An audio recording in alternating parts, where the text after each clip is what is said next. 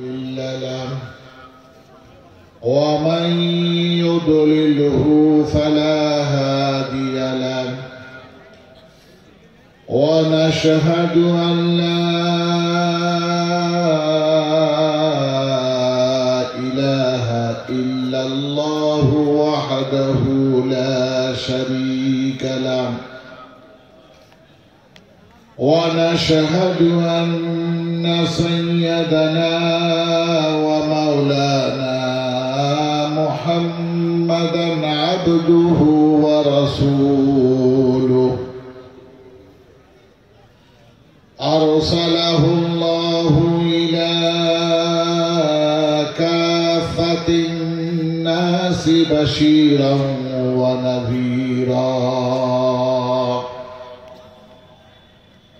وداعيا إلى الله بإذنه وسراجا منيرا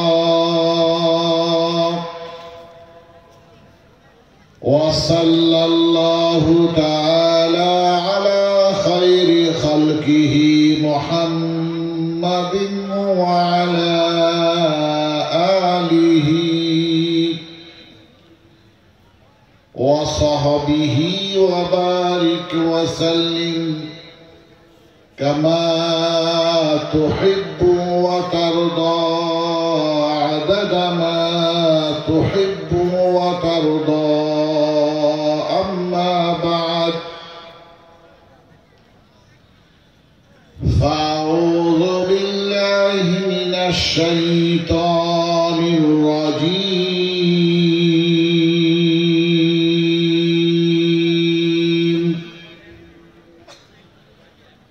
بسم الله الرحمن الرحيم.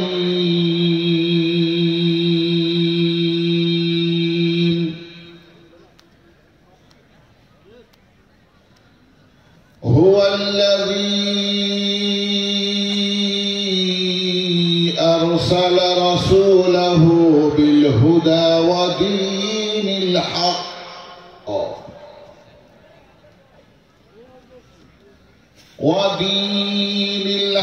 ليظهره على الدين كله وكفى بالله شهيدا.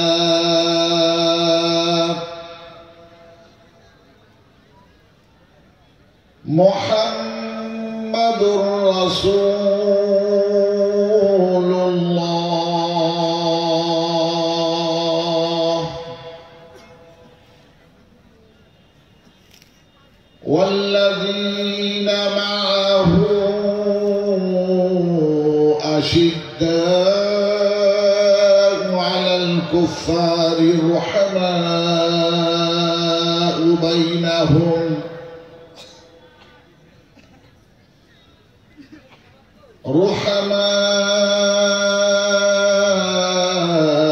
بينهم تراهم ركعا سجدا يبتغون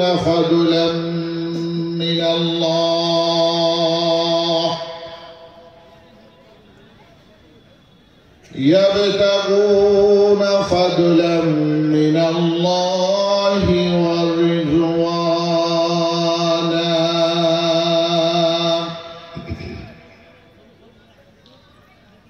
سيماهم في وجوههم من أثر السجود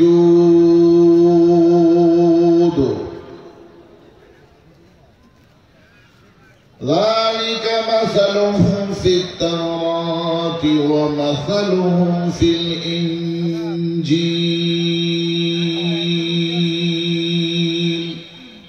صدق الله المولانا العلي العظيم.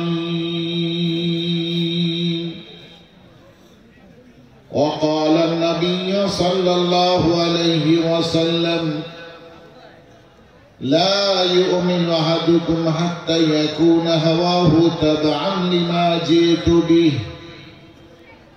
أو كما قال عليه الصلاة والتسليم. وقال النبي صلى الله عليه وسلم لا يؤمن أحدكم حتى أكون أحب إليه من والده وولده والناس أجمعين أو كما قال عليه الصلاة والتسليم. وقال النبي صلى الله عليه وسلم من أحب سنتي فقد أحبني ومن أحبني كان معي في الجنة أو كما قال عليه الصلاة والتسليم. وقال الله تبارك وتعالى في كلامه المجيد والفرقان الحميد في شان حبيبه مخبرا وآمرا إن الله وملائكته يصلون على النبي يا أيها الذين آمنوا صلوا عليه وسلموا تسليما. اللهم صل على محمد وعلى آل محمد كما صليت على إبراهيم وعلى آل إبراهيم إنك حميد مجيد.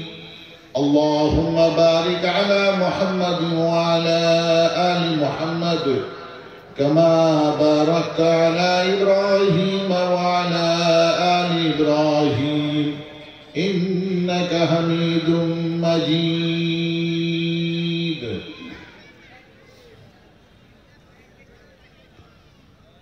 আজকের এই মহতি ইমানি নুরানি রুহানি জলসার সুযোগ্য সম্মানিত সভাপতি সাহেব, আজকের সভার মুআজ্জাজ সম্মানীয় সঞ্চালক সাহেব, মঞ্চে উপস্থিত বিশিষ্ট উলামায়ে কেরাম, হুফাজ-এ ইজাম এবং সুধীবৃন্দ, বিশেষ করে আমার সামনে উপস্থিত আমার দিন দরদি আল্লাহওয়ালা নবী প্রেমিক আমার বয়োজ্যেষ্ঠ সম্মানীয় ভাইরা, আমার সমবয়স্ক বন্ধুবর ভাই সকল, বয়স্ক নিষ্ঠ স্নেহের কচিকাচা বাচ্চারা, পর্দার অন্তরালে শ্রদ্ধা স্নেহাশিস মা ও ভগ্নীগণ, জাতি ধর্ম বর্ণ নির্বিশেষে আমি সকলকে জানাই আমার অন্তরের অন্তঃস্থল হতে সালাম, মোবারকবাদ, শুভেচ্ছা ও প্রীতি। এরপরেই সর্বপ্রথম সেই মহান স্রষ্টা আল্লাহ তাবারক ওয়া তাআলার আমরা সকলেই একান্ত প্রশংসা করি, যে আল্লাহর প্রশংসা সমগ্র সৃষ্টিকুল করে। সমগ্র সৃষ্টিকুল যে আল্লাহ পাকের প্রশংসা করে। আসমান জমিনের মাঝে যত সৃষ্টিকুল আছে সবই আল্লাহ পাকের প্রশংসা করে। সাব্বাহা লিল্লাহি মা ফিস সামাওয়াতি ওয়া মা ফিল আরদি ওয়া মা বাইনাহুমা। অন্য আয়াতের ভিতরে আল্লাহ পাক ইরশাদ করেছেন, ইউসাব্বিহু লিল্লাহি মা ফিস সামাওয়াতি ওয়া মা ফিল আরদি ওয়া মা বাইনাহুমা। আসমান জমিন এবং এর মাঝে যাবতীয় সৃষ্টিকুল সবই আল্লাহর সৃষ্টি। কারোরই সৃষ্টি করার ক্ষমতা নাই, সবই সৃষ্টি করেছেন মহান আল্লাহ। আর সৃষ্টিকুলের যাবতীয় সবই আসমান জমিন, চন্দ্র সূর্য, গ্রহ তারা, পাহাড় পর্বত, নদ নদী, নালা, গাছপালা, এক কথায় কুল কায়নাত আল্লাহ পাকের হামদ, আল্লাহ পাকের প্রশংসা, আল্লাহ পাকের তসবিহ করে। আমরা সকলে সে মহান আল্লাহ পাকের হামদ জ্ঞাপন করি, যে আল্লাহ পাক আজকের এই সুন্দর এক রজনীতে আমাদেরকে কোরআন ও হাদিসের মাহফিল, এই মাহফিলে বসার তৌফিক দান করেছেন, সুযোগ দিয়েছেন। আমরাও সবাই বলি আলহামদুলিল্লাহ। শত কোটি দরুদ ও সালাম আকায়ে মাদানী তাজদারে মদিনা আহমদ মুস্তফা মোহাম্মদ মুস্তফা যিনি নবিকুল শিরোমণি, যিনি হাবিবে খোদা, আল্লাহ যাকে ভালোবাসে এবং যার ভালোবাসা, যার মহাব্বত আপনার আমার জন্য জান্নাতে যাওয়ার জরিয়া, ওসিলা, জান্নাতে যাওয়ার ওসিলা, জরিয়া। আল্লাহ পাক যার ইতাআতকে, যার আনুগত্যকে, যাকে মানাকে নিজের মানা বলেছেন, মাইয়ুতি রাসূল ফাকাদ আতা আল্লাহ, যে রসুলকে মানলো সে আমাকে মানলো, যে রসুলকে মানলো সে আমাকে মানলো। তিনি তার নিজের মুখ দিয়ে, নিজের প্রবৃত্তি তাড়নায় কোনো কথা বলে না, যা বলে সেটা ওহী। ওমা ইয়ানতিকু আনিল হাওয়া ইন হুয়া ইল্লা ওয়াহিয়ুন ইউহা। আল্লাহ পাক যার সম্পর্কে বলেছেন, মা আতাকুমুর রাসূলু ফাখুযুহু ওমা নাহাকুম আনহু ফান্তাহু, সে রসুল তোমাদের কাছে যা কিছু এনেছে সেটা তোমরা গ্রহণ করো, আর যা থেকে তোমাদের বিরত থাকতে বলেছে তা থেকে বিরত থাকো, সেগুলি বর্জন করো। অতএব তিনি হলেন একমাত্র লাকাদ কানা লাকুম ফি রাসূলিল্লাহি উসওয়াতুন হাসানা, সেই রসুলের জীবদ্দশায়, জিন্দগিতে রয়েছে আমাদের জন্য উত্তম নমুনা। তিনি একমাত্র মডেল, তিনি গোটা বিশ্ববাসীর জন্য একমাত্র মডেল। গোটা বিশ্ববাসী, শুধু মুসলিমের জন্য না, শুধু মুসলমানের জন্য না, যেহেতু তিনি নবী, গোটা বিশ্বের নবী। আল্লাহ পাক তিনি রব্বুল আলামিন, আর নবী পাক হলেন রাহমাতুল লিল আলামিন। কি সুন্দর সেটিং দেখে, আল্লাহ পাক রব্বুল আলামিন আর নবী হলেন রাহমাতুল লিল আলামিন। গোটা বিশ্ব জাহানের রব আর প্রভু, মালিক হলো আল্লাহ পাক, আর গোটা বিশ্ববাসীর জন্য করুণার আধার নবী পাক জনাবে মুহাম্মদ মুস্তাফা সাল্লাল্লাহু আলাইহি ওয়াসাল্লাম। আল্লাহ রব্বুল আলামিন তিনি রাসূল রাব্বিল আলামিন, আল্লাহ রব্বুল আলামিন তিনি রাসূল রাব্বিল আলামিন। অর্থাৎ তিনি গোটা বিশ্ব জাহানের রসুল, আরবদের রসুল, আজমদের রসুল, কালোদের রসুল, শ্বেতাঙ্গদের রসুল, কৃষ্ণাঙ্গদের রসুল, গোটা বিশ্বের সমগ্র মানুষের রসুল। অতএব সে রসুল যিনি বিশ্ব নবী, যিনি খাতিমুল আম্বিয়া, তার প্রতি আমরা সকলে মহাব্বত সহকারে একবার সবাই বলি সাল্লাল্লাহু আলাইহি ওয়াসাল্লাম। আল্লাহ পাকের প্রতি হামদ, নবী পাক সাল্লাল্লাহু আলাইহি সাল্লামের প্রতি দরুদ ও সালাম পেশ করার পর গুটি কয়েক কথা। আমরা যে আল্লাহ পাকের ইবাদত বন্দেগী করি, সে আল্লাহ গোটা বিশ্ব কায়নাতকে সৃষ্টি করেছেন। আল্লাহ লাহুল খালক ওয়াল আমর, সৃষ্টি যার বিধানটা, সৃষ্টি যার বিধানটা, সে আল্লাহ অতি বড়। সে আল্লাহ কত বড়, আল্লাহু আকবার। সে আল্লাহ কত বড়। এক ইহুদি পণ্ডিত নবী পাক সাল্লাল্লাহু আলাইহি সাল্লামের দরবারে এসে বলছে, আল্লাহর বড়ত্ব এবং মহত্ব সম্পর্কে আমরা তাওরাতে যেটা পেয়েছি, বুখারী শরীফের হাদিস, হযরত আবু হুরায়রা রাদিয়াল্লাহু তাআলা আনহু বর্ণনা করেছেন যে আমরা তাওরাতের ভিতরে আল্লাহর বড়ত্ব মহত্ব সম্পর্কে পেয়েছি যে আল্লাহ পাক কিয়ামতের দিন গোটা আসমানকে একটা আঙ্গুলের মাথায় রাখবেন, গোটা জমিনকে একটা আঙ্গুলের মাথায় রাখবেন, জমিনের পাহাড় পর্বত এগুলি আরেকটা আঙ্গুলের মাথায় রাখবেন, গাছ গাছালি এগুলি আরেকটা আঙ্গুলের মাথায় রাখবেন, এবং সমস্ত সৃষ্টিকুলকে আরেকটা আঙ্গুলের মাথায় রাখবেন, 5টা আঙ্গুলের মাথায় রাখবেন। আসমান জমিন এবং আসমান জমিনের মাঝে যা কিছু আছে এসবই আল্লাহ পাক 5টা আঙ্গুলের মাথায় রেখে ঝাঁকা দেবেন। 5টা আঙ্গুলের মাথায় রেখে ঝাঁকা দিয়ে বলবেন, আনাল মালিক, আনাল মালিক, আনাল মালিক, আমি শাহনশাহ, আমি বাদশাহ, আমি হলাম গোটা বিশ্ব জাহানের একমাত্র স্রষ্টা। ঝাঁকা দেবেন। ঝাঁকা দিয়ে এই কথা বলবেন এবং এও বলবেন, আইনা মুলুকুদ দুনিয়া, দুনিয়ার বাদশারা কোথায়?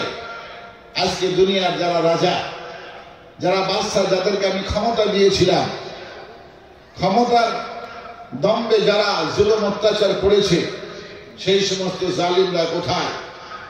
যারা ক্ষমতার মসনাদে বসে মানুষের প্রতি অত্যাচার করেছে। আইনা মুলুক দুনিয়া, সেই সমস্ত দুনিয়ার বাদশারা জালিমরা কোথায়? আল্লাহ পাক এমন ভাবে তাদেরকে আহ্বান করবে, কেউ কোনো কথা বলার সাহস থাকবে না, কারোর কোনো কথা বলার সাহস হবে না, কেউ উত্তর দিতে পারবে না। আল্লাহ জিজ্ঞাসা করবেন, লিমানিল মুলকুল ইয়াউম, আজকের রাজত্ব কার? আজকের বাদশাহী কার? আজকের শাহেনশাহী কার? কেউ কোনো উত্তর দেবে না, কেউ কোনো উত্তর দেবে না। এমন এক অবস্থা সৃষ্টি হবে, আল্লাহ স্বয়ং নিজের উত্তর দেবেন। আল্লাহ স্বয়ং বলবেন, লিল্লাহিল ওয়াহিদুল কাহ্হার। কাহ্হার শব্দটা আল্লাহ পাক ব্যবহার করবেন। অতি মহাপরাক্রমশালী, জবরদস্ত একমাত্র আল্লাহ পাকেরই হলো হুকুমত, আল্লাহ পাকের রাজত্ব, আল্লাহ পাকেরই ক্ষমতা। ও ভাইরা আমার, সে আল্লাহ কত বড়, সে আল্লাহ কত বড়। যখন ইহুদি পণ্ডিত আমার নবীর সামনে এই কথাগুলি বলছেন, তখন আমার পেয়ারা নবী মুস্কি মুস্কি হাসছেন, মুস্কি মুস্কি হাসছেন। মুহাদ্দিস কেরাম ব্যাখ্যা করেছেন যে নবী পাক সাল্লাল্লাহু আলাইহি ওয়াসাল্লামের মৃদু মুস্কি হাসার অর্থ হলো এই, আল্লাহর বড়ত্ব মহত্ব সম্পর্কে ইহুদি পণ্ডিত তার তাওরাতের বর্ণনা অনুযায়ী যেটা বলেছেন সেটাকে তিনি সমর্থন করছেন, এবং সমর্থন করে সূরা জুমারের একটি আয়াত আল্লাহ নবী তেলাওয়াত করলেন, ওমা কদরুল্লাহ হাক্কা কদরিহি ওয়াল আরদু জামিয়ান কবজাতুহু ইয়াওমাল কিয়ামাহ ওয়াস সামাওয়াতু মাদবিয়াতুন বিয়ামিনিহি সুবহানাহু ওয়া তাআলা আম্মা ইউশরিকুন। ওমা কদরুল্লাহ হাক্কা কদরিহি, হে বিশ্ব জগতের মানুষ, আল্লাহর প্রকৃত শক্তি সামর্থ্য, আল্লাহর প্রকৃত ক্ষমতা, আল্লাহর কুদরত সম্পর্কে তোমাদের সম্যক ধারণা নাই। আল্লাহর প্রকৃত ক্ষমতা সম্পর্কে দুনিয়ার মানুষ, গোটা বিশ্বের মানুষ, সে যে পর্যায়ে হোক, প্রফেসর হোক, বিজ্ঞানী হোক, জ্ঞানী গুণী মহাজ্ঞানী যাই হোক না কেন, গোটা বিশ্ববাসীর ওমা কদরুল্লাহ হাক্কা কদরিহি, তার মর্তবা, তার কদর, তার শক্তি, তার সামর্থ্য, তার কুদরত সম্পর্কে গোটা বিশ্ববাসীর আদৌ ধারণা নাই। ওয়াল আরদু জামিয়ান কবজাতুহু ইয়াওমাল কিয়ামাহ, কিয়ামতের দিন মহান আল্লাহ পাক গোটা পৃথিবীর জমিনকে বাম মুঠের মধ্যে নেবেন, বাম মুঠের মধ্যে নেবেন। ওয়াস সামাওয়াতু মাদবিয়াতুন বিয়ামিনিহি, আর গোটা সাত আসমানকে পেঁচিয়ে আল্লাহ পাক ডান মুঠের মধ্যে নেবেন, ডান মুঠের মধ্যে নেবেন। গোটা বিশ্বজাহানের সমস্ত জমিনকে আল্লাহ পাক বাম মুঠের মধ্যে নেবেন। ওয়াস সামাওয়াতু মাদবিয়াতুন বিয়ামিনিহি, আর আসমানকে পেঁচিয়ে আল্লাহ পাক ডান মুঠের মধ্যে নেবেন। সুবহানাহু ওয়া তাআলা আম্মা ইউশরিকুন। হে বিশ্ব জগতের মানব মণ্ডলী, হে বিশ্ব জগতের মানব মণ্ডলী, সে আল্লাহর সঙ্গে তোমরা যাদের শরীক করো, তোমরা আল্লাহর সঙ্গে যাদের অংশীদার স্থাপন করো, আল্লাহর সঙ্গে যাদের শরীক করো, তা থেকে মহান আল্লাহ প্রকৃতি পবিত্র, তিনি অতি মহান। তোমরা সূর্যকে আল্লাহর সঙ্গে শরীক করো, সূর্য আল্লাহর হুকুম মানে, সূর্য আল্লাহর সৃষ্টি। তোমরা সূর্যকে আল্লাহর সঙ্গে শরীক করো, কিন্তু সে সূর্য আল্লাহর সৃষ্টি, সে আল্লাহর হুকুম মানে। ওয়াশ-শামসু তাজরি লিমুস্তাকাররিন লাহা যালিকা তাকদীরুল আজিজিল আলীম। সূর্যের উদয় অস্ত, তার পরিক্রমণ, এটা আল্লাহ যেভাবে সুনির্দিষ্ট করে দিয়েছেন, সুনিশ্চিত করে দিয়েছেন, সেভাবেই সে পরিক্রম করে। এক সেকেন্ড কখনো বিলম্বিত হয় না, এক সেকেন্ড অগ্রগামী হয় না। যালিকা তাকদীরুল আজিজিল আলীম, মহাপরাক্রমশালী মহাজ্ঞানী আল্লাহর পক্ষ থেকে সূর্যের উদয় অস্তকে নির্ধারণ করে দেওয়া। অতএব সূর্য আল্লাহর সৃষ্টি, সে আল্লাহ নয়, সূর্য দেবতা নয়। তোমরা সূর্যকে আল্লাহর সঙ্গে শরীক করো, সে আল্লাহ সুবহানাহু ওয়া তাআলা আম্মা ইউশরিকুন। আরে সে সূর্যের রব তো আল্লাহ, সূর্য রব নয়। রব্বুশ শামসি ওয়াল কমার, কোরআনে হাকিম বলছে যে সূর্যের রব হলো আল্লাহ। চন্দ্রকে আল্লাহর সঙ্গে শরীক করো, ওয়াল কামারা কাদ্দারনাহু মানাজিলা, যারা চন্দ্রকে আল্লাহর সঙ্গে শরীক করে তারা শোনো, চাঁদ আল্লাহর সৃষ্টি, আল্লাহর হুকুম মানে, আল্লাহর হুকুমে উদয় হয় অস্ত যায়, আল্লাহর হুকুমে প্রথম যখন উদয় হয় চিকন আকারে প্রকাশিত হয়, আস্তে আস্তে আস্তে আস্তে বৃদ্ধি পায়, যখন 14 দিন চাঁদের বয়স হয় পূর্ণ আকার ধারণ করে, আবার 28 দিন বয়স হওয়ার পর তখন আবার আমাদের দৃশ্য থেকে অদৃশ্য হয়ে যায়। পূর্ণিমা চাঁদ থেকে আবার হ্রাস পেতে পেতে অদৃশ্য হয়ে যায়। 28 দিন পৃথিবীর আকাশে চাঁদ দেখা যায়। অমাবস্যা যদি 2 দিন হয়, মাস 30 দিনের হলে 2 দিন চাঁদ আমরা দেখতে পাই না, আর মাস যদি 29 দিনের হয় তাহলে 1 দিন চাঁদ দেখা যায় না। এটা আল্লাহর হুকুম মানে, পৃথিবী আর কারণ কোনো জ্ঞানী গুণী মহাজ্ঞানী যারা চাঁদের পক্ষে পদার্পণ করে এসেছে, চাঁদের বুকে পা দিয়ে এসছে, তাদের হুকুমও চাঁদ শোনে না। চাঁদ এটা কারোর দেবতা নয়, খোদা নয়, বরং রব্বুশ শামসি ওয়াল কমার, চন্দ্রের সূর্যের খোদা হলো আল্লাহ। আল্লাহ এইভাবে গাছ গাছালি পাহাড় পর্বত নদ নদী নালা সন্দর কন্দর মনকর যেগুলি আল্লাহর সঙ্গে তোমরা শরীক করো, এগুলি সবই আল্লাহর সৃষ্টি, এগুলি সব আল্লাহর সৃষ্টি। রব্বুস সামাওয়াতি ওয়াল আরদি ওয়া মা বাইনাহুমা, আসমান জমিন, আসমান জমিনের যাবতীয় সৃষ্টি এর রব হলেন মহান আল্লাহ পাক, এর রব হলেন মহান আল্লাহ পাক। অতএব আসমান জমিনের মাঝে সৃষ্টির মধ্য থেকে যাকে আল্লাহর সঙ্গে শরীক করো, আল্লাহ তা থেকে অতি পবিত্র, আল্লাহ তা থেকে অতি মহান, আল্লাহ অতি পবিত্র। অতএব রব্বুস সামাওয়াতি ওয়াল আরদ, তিনি তো আসমান জমিনের রব, আসমান জমিনের সৃষ্টি তার শরীক নয়, তার অংশীদার নয়, তিনি তাদের স্রষ্টা। অতএব আল্লাহ নবী কথা বললেন, ওমা কদরুল্লাহ হাক্কা কদরিহি, তোমাদের সামান্য ধারণা নাই, আন্দাজ নাই আল্লাহর কুদরত সম্পর্কে, সে আল্লাহ কত বড়। দৈনিক মুয়াজ্জিন মাইকে 30 বার ঘোষণা দেয়, আল্লাহু আকবার, আল্লাহু আকবার। সে আল্লাহ অতি বড়, সে আল্লাহ অতি মহান, সে আল্লাহ অতি বড়, সে আল্লাহ অতি মহান। প্রতি আজানে 6 বার করে বলে আল্লাহু আকবার, আল্লাহু আকবার, প্রথমেই 4 বার, আবার শেষে 2 বার, 6 বার। 5 ওয়াক্ত আজানে 30 বার বলে আল্লাহু আকবার, আল্লাহু আকবার। আল্লাহ মহান, আল্লাহ অতি বড়, সে আল্লাহ কত মহান, সে আল্লাহ কত বড়, আল্লাহু আকবার। গোটা পৃথিবী প্রতিটি মুহূর্তে, প্রতিটি সেকেন্ডে কোথাও না কোথাও এই আজানের ধ্বনি প্রতিধ্বনিত হয়। ইথরের মাঝে আসমান জমিনকে মুখরিত করে এই ধ্বনি প্রতিধ্বনিত হতে থাকে প্রতি সেকেন্ডে। একই সময় পৃথিবীর বুকে সব জায়গায় রাত হয় না, সব জায়গায় দিন হয় না, সব জায়গায় দুপুর হয় না, সব জায়গায় বিকাল হয় না, সব জায়গায় সন্ধ্যা হয় না, সব জায়গায় ভোর হয় না। আল্লাহ পাক সূর্যের পরিভ্রমণ পরিক্রমণকে এমন ভাবে হিসাব করে দিয়েছেন যে আমরা এখন রাতে রাত যাপন করছি, রাত হয়ে গেছে, কিন্তু পৃথিবীর এক প্রান্তে এখন দিন আছে। কোথাও এখন সকাল হচ্ছে, কোথাও এখন সন্ধ্যা হচ্ছে, কোথাও এখন বিকাল, কোথাও এখন ভোর হচ্ছে। পৃথিবী, গোটা পৃথিবীর মাঝে সূর্যের পরিভ্রমণ পরিক্রমণকে আল্লাহ পাক এমন ভাবে নির্ধারণ করে দিয়েছেন যে একই মুহূর্তে রাত, একই মুহূর্তে দিন হয় না, বরং বিভিন্ন পরিস্থিতিতে বিভিন্ন জায়গায় সূর্যের উদয়ে সকাল হয়, আবার সূর্যের অস্তে সন্ধ্যা যায়, একই সময় উদয় অস্ত হয় না। এজন্যে গোটা পৃথিবীর বুকে 24 ঘন্টা ধরে কোথাও না কোথাও আজান হয়, কোথাও না কোথাও আজান হয়। শুধু ভারতবর্ষের জমিনে, আমাদের ভারতবর্ষের জমিনে 6 ঘন্টা ধরে আজানের ধ্বনি শোনা যায়। 6 ঘন্টা ধরে, একেবারে পূর্ব থেকে বাংলাদেশ সীমানা থেকে নিয়ে একদম ত্রিবান্ধরমপুরম পর্যন্ত, মহারাষ্ট্র, গুজরাটের আরব সাগর পর্যন্ত প্রতি ওয়াক্তের আজান প্রায় 1 ঘন্টা 15 মিনিট 101 ঘন্টা ধরে হতে থাকে।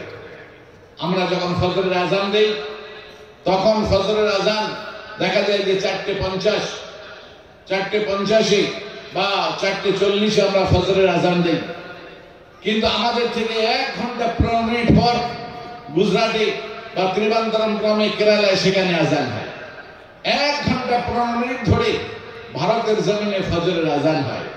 ঠিক অনুরূপ ভাবে জোহরের আজান হয়, আসরের আজান হয়, 5 ওয়াক্ত আজান হয় প্রায় 6 ঘন্টা ধরে। 6 ঘন্টা ধরে ভারতবর্ষের জমিনে কোথাও না কোথাও আজানের ধ্বনি শোনা যায়, আল্লাহু আকবার, আল্লাহু আকবার, আল্লাহ মহান, আল্লাহ বড়। সে আল্লাহ কত বড়, সে আল্লাহ কত বড়, আল্লাহু আকবার, সে আল্লাহ কত বড়। ইমাম গাজ্জালী রাহমাতুল্লাহ আলাইহি বলেন, আল্লাহ কত বড়। যদি এটা বুঝতে চাও, জানতে চাও, আল্লাহর সৃষ্টি সম্পর্কে একটু গবেষণা করো, আল্লাহর সৃষ্টি সম্পর্কে চিন্তা ভাবনা করো যে আল্লাহর সৃষ্টি কত বড়, যে সৃষ্টিগুলি আল্লাহ পাক করেছেন এগুলি কত বড়। হ্যাঁ, যদি আল্লাহ এত বৃহৎ আর এত বড় জিনিসকে সৃষ্টি করতে পারেন, তাহলে সেই স্রষ্টা কত বড়। এই যে সূর্য পৃথিবীর বুকে আলো দেয়, এই সূর্য পৃথিবী থেকে প্রায় 9,30,00,000 মাইল দূরে অবস্থান করছে। 9,30,00,000 মাইল দূরে সূর্য অবস্থান করছে। এবং এই সূর্যটা, বিজ্ঞানীরা বলছেন যে পৃথিবীর তুলনায় এই সূর্যটা প্রায় 13 লক্ষ গুণ বড়। বলুন সুবহানাল্লাহ, সুবহানাল্লাহ। প্রায় 13 লক্ষ গুণ বড়। অর্থাৎ আমরা যে পৃথিবীতে বাস করি, ছোট্ট পৃথিবী, যার মধ্যে 7টা মহাদেশ আছে, 7টা মহাসমুদ্র আছে, আর হ্যাঁ 200-এর অধিক রাষ্ট্রসংঘের প্রায় স্বীকৃতি স্বরূপ দেশ আছে। হ্যাঁ, প্রায় 800 কোটি মানুষ পৃথিবীর বুকে বসবাস করে। মানুষ যতটা বসবাস করে তার চেয়ে 24 গুণ প্রাণী স্থলভাগে বসবাস করে, আর তার চেয়ে আরো 24 গুণ বেশি প্রাণী বসবাস করে সমুদ্রে। এইরকম বিশাল পৃথিবী, আল্লাহু আকবার। এইরকম বিশাল পৃথিবী, যে পৃথিবীতে সূর্য আলো দেয়, যে সূর্যটা পৃথিবী থেকে 9,30,00,000 মাইল দূরে, ওই সূর্যটা পৃথিবীর তুলনায় 13 লক্ষ গুণ বড়। অর্থাৎ এইরকম পৃথিবী সূর্যের মধ্যে একটা নয়, দুটি নয়, 10টা নয়, 20টা নয়। এইরকম পৃথিবী সূর্যের মধ্যে 100 নয়, 1000 নয়, 100,000 নয়, বরং এরকম পৃথিবী সূর্যের মধ্যে প্রায় 1300,000 ধরে যাবে। বলেন সুবহানাল্লাহ, সুবহানাল্লাহ। যে আল্লাহ পাক সূর্যকে পৃথিবীর তুলনায় 1300,000 গুণ বড় বানিয়েছে, সে আল্লাহ আমার কত বড়। একবার চিৎকার করে বলা যাবে না, নারায়ে তাকবীর, নারায়ে তাকবীর, আল্লাহু আকবার। সে আল্লাহ কত বড়, আল্লাহু আকবার। সূর্য একটা, হ্যাঁ, কিন্তু তারকারাজি যেগুলি বেল ফুলের মতন মিটি মিটি মিটি মিটি করে, বেল ফুলের মতন মিট মিট করে, সেই তারকাগুলি, আল্লাহু আকবার, কোটি কোটি কোটি কোটি মাইল দূরে, সবচেয়ে দূরবর্তী যে তারকাটা বিজ্ঞানীরা আবিষ্কার করেছে, সবচেয়ে দূরবর্তী যে তারকাটা 2012 সালে নাসার বিজ্ঞানীরা আবিষ্কার করেছে, সেই তারাটার নাম হলো কোয়াসার। কোয়াসার নামক একটা তারা, কোয়াসার নামক তারা, যে তারাটা বিজ্ঞানীরা বলছে যে পৃথিবী থেকে সেই তারার দূরত্ব হলো 1000 কোটি আলোকবর্ষ। 1000 কোটি আলোকবর্ষ, আল্লাহু আকবার। 1000 কোটি আলোকবর্ষ। আলোকবর্ষ মানে কি? আলোকবর্ষ মানে হলো এই যে আলোর গতি প্রতি সেকেন্ডে 1,86,000 মাইল। 1,86,000 মাইল প্রতি সেকেন্ডে, প্রায় 3 লক্ষ কিলোমিটার। প্রায় 3 লক্ষ কিলোমিটার। একটা হলো সৌর বছর, যেটা 365 দিনে আমরা গণনা করি, এবং প্রতিদিন 24 ঘন্টায় হয়। 24 ঘন্টায় রাত দিন পার হয়, এবং এইভাবে 365 দিনে বছর পূর্ণ হয়। চন্দ্র বছর 354 দিনে সম্পন্ন হয়। কিন্তু আলোকবর্ষ, আলোকবর্ষ, আলোর গতি প্রতি সেকেন্ডে 1,86,000 মাইল, প্রায় 3 লক্ষ কিলোমিটার। বিজ্ঞানীরা বলেন যে যদি বিজ্ঞানীরা এমন কোন যানবাহন আবিষ্কার করতে পারে, এমন কোন দ্রুত যান আবিষ্কার করতে পারে, রকেট আবিষ্কার করতে পারে, যার গতি হবে প্রতি সেকেন্ডে প্রায় 3 লক্ষ কিলোমিটার, এরকম আবিষ্কার বিজ্ঞানীরা করতে পারবে বলে কোনো সম্ভাবনা এখনো তাদের কাছে নেই। এমন সম্ভাবনা নেই। সবচেয়ে দ্রুতগামী যে যানবাহনটা বিজ্ঞানীরা আবিষ্কার করেছে, সেটা হলো পাথফাইন্ডার, যার গতি প্রতি সেকেন্ডে 14 কিলোমিটার। 14 কিলোমিটার। কিন্তু 14 কিলোমিটার না, প্রায় 3 লক্ষ কিলোমিটার। 3 লক্ষ কিলোমিটার গতিতে পৃথিবীর কোন উৎক্ষেপণ কেন্দ্র থেকে যদি একটা যানবাহনকে ছেড়ে দেওয়া হয়, তাহলে কোয়াসার নামক তারার কাছে পৌঁছাতে তার সময় লাগবে 1000 কোটি বছর। বলুন সুবহানাল্লাহ, সুবহানাল্লাহ। এটা বিজ্ঞানীরা বলছে, এটা বিজ্ঞানীরা বলছে যে সেই তারার দূরত্ব সবচেয়ে বেশি যেটা আবিষ্কার হয়েছে তার ঊর্ধ্বেও তারা থাকতে পারে। 1000 কোটি আলোকবর্ষ ঊর্ধ্বে ওয়াসরা নামক তারকার উপরেও আরো তারকা থাকতে পারে, আরো তারকা থাকতে পারে। কিন্তু 1000 কোটি আলোকবর্ষ ঊর্ধ্বে যে তারা আছে তারও ঊর্ধ্বে বিজ্ঞানীরা বলছে তারা থাকার সম্ভাবনা আছে।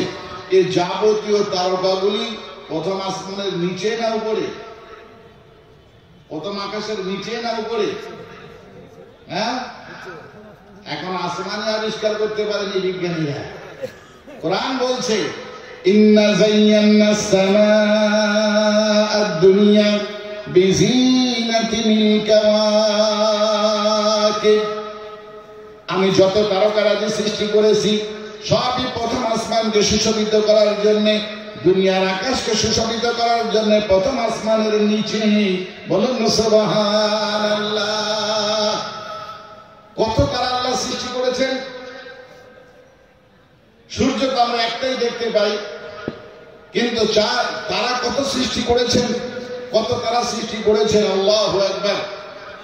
একজন মার্কিন বিজ্ঞানী মিস্টার জেমস বলেন যে কত তারা সৃষ্টি করেছেন পৃথিবীর বুকে, মাটির তলে, বালুকার মাটির তলে, ওই পুকুর পুষ্করণীতে, নদ নদী নালায়, খাল বিল, সমুদ্রের বেলাভূমিতে যত বালুকারাজি আছে, যত বালুকারাজি আছে, মহাকাশে, কক্ষপথে, ছায়াপথে, গ্যালাক্সিতে যে তারকারাজি আল্লাহ সৃষ্টি করেছেন তার সংখ্যা পৃথিবীর বালুকারাজির সংখ্যার চেয়েও বেশি। বলুন সুবহানাল্লাহ, সুবহানাল্লাহ।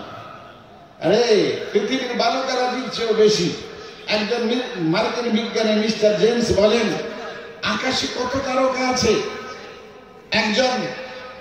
একটা ছেলে যখন থেকে সুস্পষ্ট কথা বলা শুরু করে এবং যখন তার বয়স 10 বছর হয়ে যায় ধরে নেওয়া হোক, তখন থেকে সুস্পষ্ট কথা বলে, তার কথায় আর জড়তা আসে না। ওই 10 বছর বয়স থেকে নিয়ে 60 বছর বয়স পর্যন্ত, অর্থাৎ মাঝখানে 50 বছর ধরে যদি একটা কথা একাধারে বলে, একটা কথা একাধারেই বলে, আর দ্বিতীয় কোনো কথা বলে না, একটাই কথা বলে, million million million million million million million million million million million million million million, এছাড়া দ্বিতীয় কোনো কথা বলে না। মিলিয়ন মিলিয়ন মিলিয়ন 50 বছর ধরে যদি কেউ মিলিয়ন মিলিয়ন বলে, মিলিয়ন মানে million is equal to 10 lakh.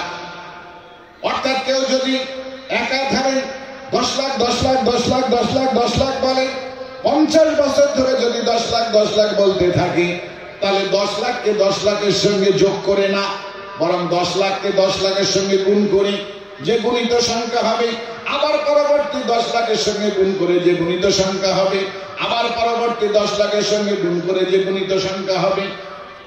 বুঝতে পারছেন আমার কথা? আল্লাহু আকবার। তো সেই 50 বছর ধরে যতবার মিলিয়ন মিলিয়ন মিলিয়ন মিলিয়ন বলেছে, সেগুলি গুণ করে যে গুণিত সংখ্যা হবে, যে গুণিত সংখ্যা হবে, আমার ধারণা মতে মহাকাশের তারকার সংখ্যা তার চেয়েও বেশি, তার চেয়েও বেশি। আল্লাহু আকবার, তার চেয়েও বেশি। আল্লাহু আকবার। তিনি বলেন যে আটলান্টিক মহাসাগরের তীরবর্তী যত বালুকারাজি আছে, শত শত হাজার হাজার মাইল ব্যাপী তার বেলাভূমিতে যত বালুকারাজি আছে, এই বালিগুলি একটা একটা একটা করে গোনা সম্ভব। কিন্তু মহাকাশে কত তারকারাজি আছে তা কখনোই গোনা সম্ভব না, তা কখনোই গোনা সম্ভব না। একটা একটা তারা যা সূর্যের তুলনায়, পৃথিবীর তুলনায় না, যেগুলি সূর্যের তুলনায়, পৃথিবীর তুলনায় না, সূর্যের তুলনায় এমন তারা রয়েছে 50,000 কোটি গুণ বড়। বলুন সুবহানাল্লাহ, সুবহানাল্লাহ। একটা তারা যদি সূর্যের তুলনায় 50,000 কোটি গুণ বড় হয়, এমন তারকার সংখ্যা পৃথিবীর বালুকারাজির চেয়েও যদি বেশি হয়, সেই তারকারাজিগুলি যে আল্লাহ সৃষ্টি করেছেন, সে আল্লাহ আমার কত বড়, একবার কি চিৎকার করে বলা যাবে না? নারায়ে তাকবীর, নারায়ে তাকবীর। সে আল্লাহ অতি বড়, সে আল্লাহ অতি বড়। যাবতীয় তারকারাজি, কক্ষপথ, ছায়াপথ, গ্যালাক্সি, ব্ল্যাক হোল, যা কিছু বিজ্ঞানীরা আবিষ্কার করেছেন, এই সমস্ত সব কিছুকে বেষ্টন করে আছে প্রথম আসমান। এর ঊর্ধ্বে হলো প্রথম আসমান। তারকারাজির ঊর্ধ্বে, গ্রহরাজির ঊর্ধ্বে, কক্ষপথ, গ্যালাক্সি, ছায়াপথের ঊর্ধ্বে, ব্ল্যাক হোলের ঊর্ধ্বে, এ সমস্ত সব কিছু প্রথম আসমানের বেষ্টনীর মাঝে। প্রথম আসমানের বেষ্টনীর মাঝে, তাহলে সে প্রথম আসমান কত দূরে এবং সে আসমান কত বড়। আল্লাহু আকবার। ওয়াস-সামাওয়াতু মাতবিয়াতুম বিয়ামিনিহি, সেই আসমানকে মহান আল্লাহ পাক ডান মুঠের মধ্যে কিয়ামতের দিন পেঁচিয়ে নেবেন। সে আসমান কত বড়, সে আসমান। আমার নবী মেরাজের রজনীতে তিনি প্রথম আসমানে যান। প্রথম আসমানে হযরত আদম আলাইহিস সালামের সঙ্গে সাক্ষাৎ হয় এবং তিনি প্রথম আসমানের দৃশ্য বলেছেন যে প্রথম আসমানে 70,000 কপাট আছে। 70,000 কপাট, প্রত্যেকটি কপাটে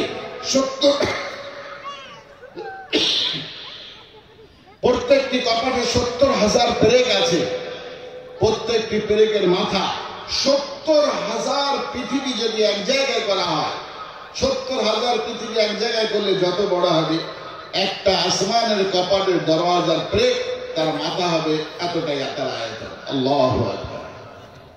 পৃথিবী থেকে নিয়ে প্রথম আসমানের দূরত্ব যতটা, প্রথম আসমান পুরো হলো ততটাই। বলুন সুবহানাল্লাহ, সুবহানাল্লাহ। হ্যাঁ, বিজ্ঞানীরা তো এখন আসমান আবিষ্কার করতে পারেনি। আসমান আছে, এটা স্বীকার করেছে, আসমান আছে, কিন্তু আসমানের দূরত্ব কত দূর, কোথায়, এটা এখনো পর্যন্ত নির্ণয় করতে পারেনি। হ্যাঁ, সবচেয়ে দূরত্বের তারাটার কথা নির্ণয় করেছে 1000 কোটি আলোকবর্ষ দূরে, কিন্তু আসমান কত দূরে। এই পৃথিবী থেকে আসমানের দূরত্ব, এর মাঝখানে মহাশূন্যতা যতটুকু, প্রথম আসমান আমার নবী বলেন ততটাই পুরো, ততটাই পুরো। আল্লাহু আকবার। তো সেই প্রথম আসমানকে যে আল্লাহ সৃষ্টি করেছেন, সে আল্লাহ কত বড়, সে আল্লাহ কত বড়। আল্লাহ নবী বলেন যে প্রথম আসমান থেকে দ্বিতীয় আসমান এর মাঝে মহাশূন্যতা অতটাই যতটা পৃথিবী থেকে নিয়ে প্রথম আসমান পর্যন্ত মহাশূন্যতা। এই মহাশূন্যতার পরে দ্বিতীয় আসমান, যেখানে আল্লাহ নবী হযরত ঈসা আলাইহিস সালাম, হযরত ইয়াহইয়া আলাইহিস সালাম দুই খালাতো ভাইয়ের সঙ্গে সাক্ষাৎ করেছেন। দ্বিতীয় আসমানের ঊর্ধ্বে, হ্যাঁ, ওটাও আবার অতটাই পুরু, আবার মাঝখানে অতটাই মহাশূন্যতা। তারপরে তৃতীয় আসমান, যে তৃতীয় আসমানে হযরত নবী পাক সাল্লাল্লাহু আলাইহি সাল্লাম হযরত ইদ্রিস আলাইহিস সালামের সঙ্গে সাক্ষাৎ করেছেন। তারপরে আবার অতটাই পুরো, অতটাই মহাশূন্যতা। তারপরে হলো চতুর্থ আসমান, যে চতুর্থ আসমানে হযরত নবী পাক সাল্লাল্লাহু আলাইহি সাল্লাম হযরত ইউসুফ আলাইহিস সালামের সঙ্গে সাক্ষাৎ করেছেন।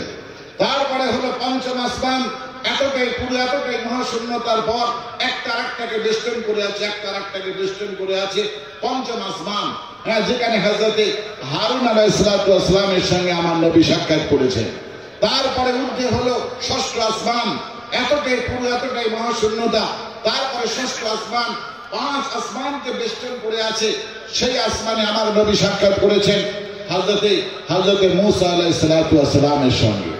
সপ্তম আসমান, ষষ্ঠ আসমানের পর সপ্তম আসমান, যেটা গোটা 6 আসমানকে বেষ্টন করে আছে, যেখানে বাইতুল মামুর, যেখানে লোহে মাহফুজ, যেখানে রফরাত নামক আসন, বিছানা, কালীন, এগুলি সব বিছানো আছে সপ্তম আসমানে। সেই সপ্তম আসমানে যেখানে হযরত ইব্রাহিম আলাইহিস সালাম উপবিষ্ট আছে। 7 আসমানে 8 জন নবীর সঙ্গে আমার পেয়ারা নবী সাক্ষাৎ করে। একটা আসমান আর একটা আসমানকে বেষ্টন করে আছে। আল্লাহ পাক কোরআনে হাকিমের মধ্যে বলেন, হুয়াল্লাযী খালাকা সাবআ সামাওয়াতিন তিবাকা। আল্লাহ পাক একটা আসমান কিনা, দুটি আসমান কিনা, বরং 7-7টা আসমানকে সৃষ্টি করেছেন। 7-7টা আসমান একটা আরেকটার সঙ্গে বেষ্টন করে আছে। 7 আসমানের উপরে হলো সিদরাতুল মুনতাহা, 7 আসমানের উপরে হলো সিদরাতুল মুনতাহা। সিদরাতুল মুনতাহা যেটা সৃষ্টি আর স্রষ্টার জগতের মাঝখানের বর্ডার, মাঝখানের বর্ডার, স্রষ্টার জগৎ, তারপরে স্রষ্টার জগৎ। আর সিদরাতুল মুনতাহা থেকে নিয়ে নিচে হলো সৃষ্টি জগৎ। এই আসমান, সিদরাতুল মুনতাহা, এ লোহে মাহফুজ, এ সমস্ত সব আরশে আজিম সবই আল্লাহ পাকের সৃষ্টি।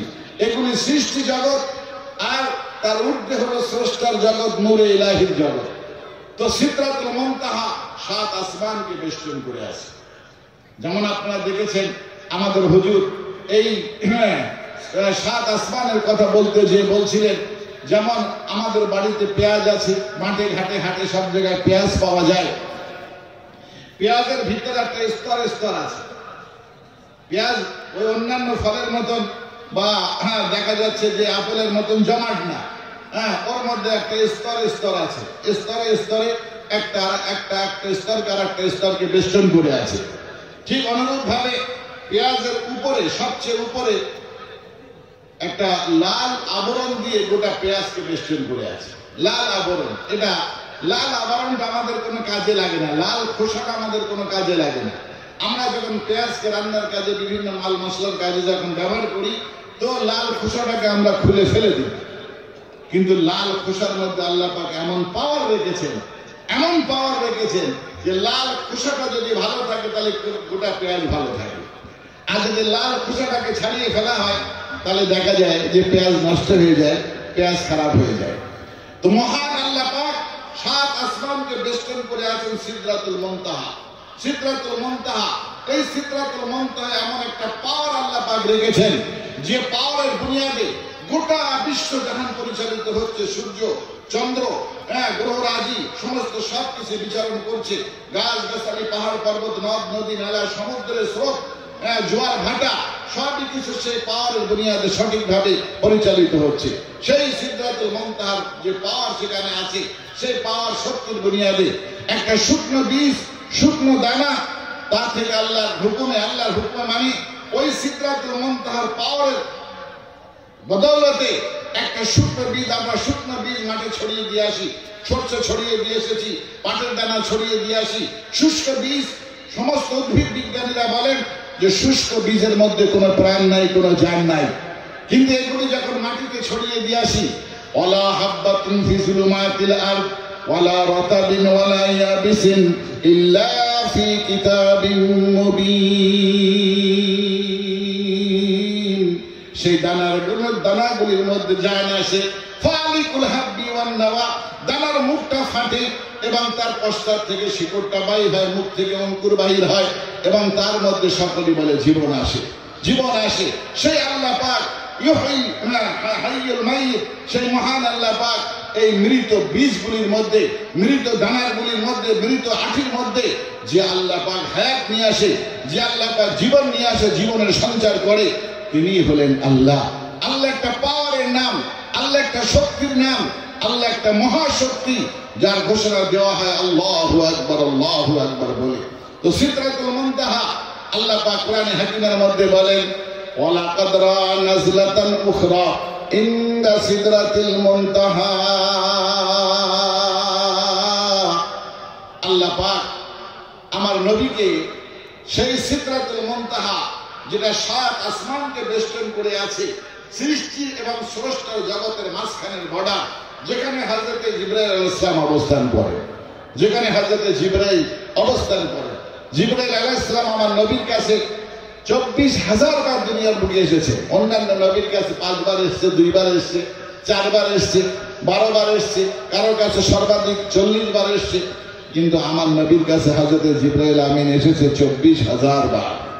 24,000 বার মানুষের আকৃতিতে এসেছে, বিভিন্ন মানুষের আকৃতিতে এসে ওহী নিয়ে এসেছেন।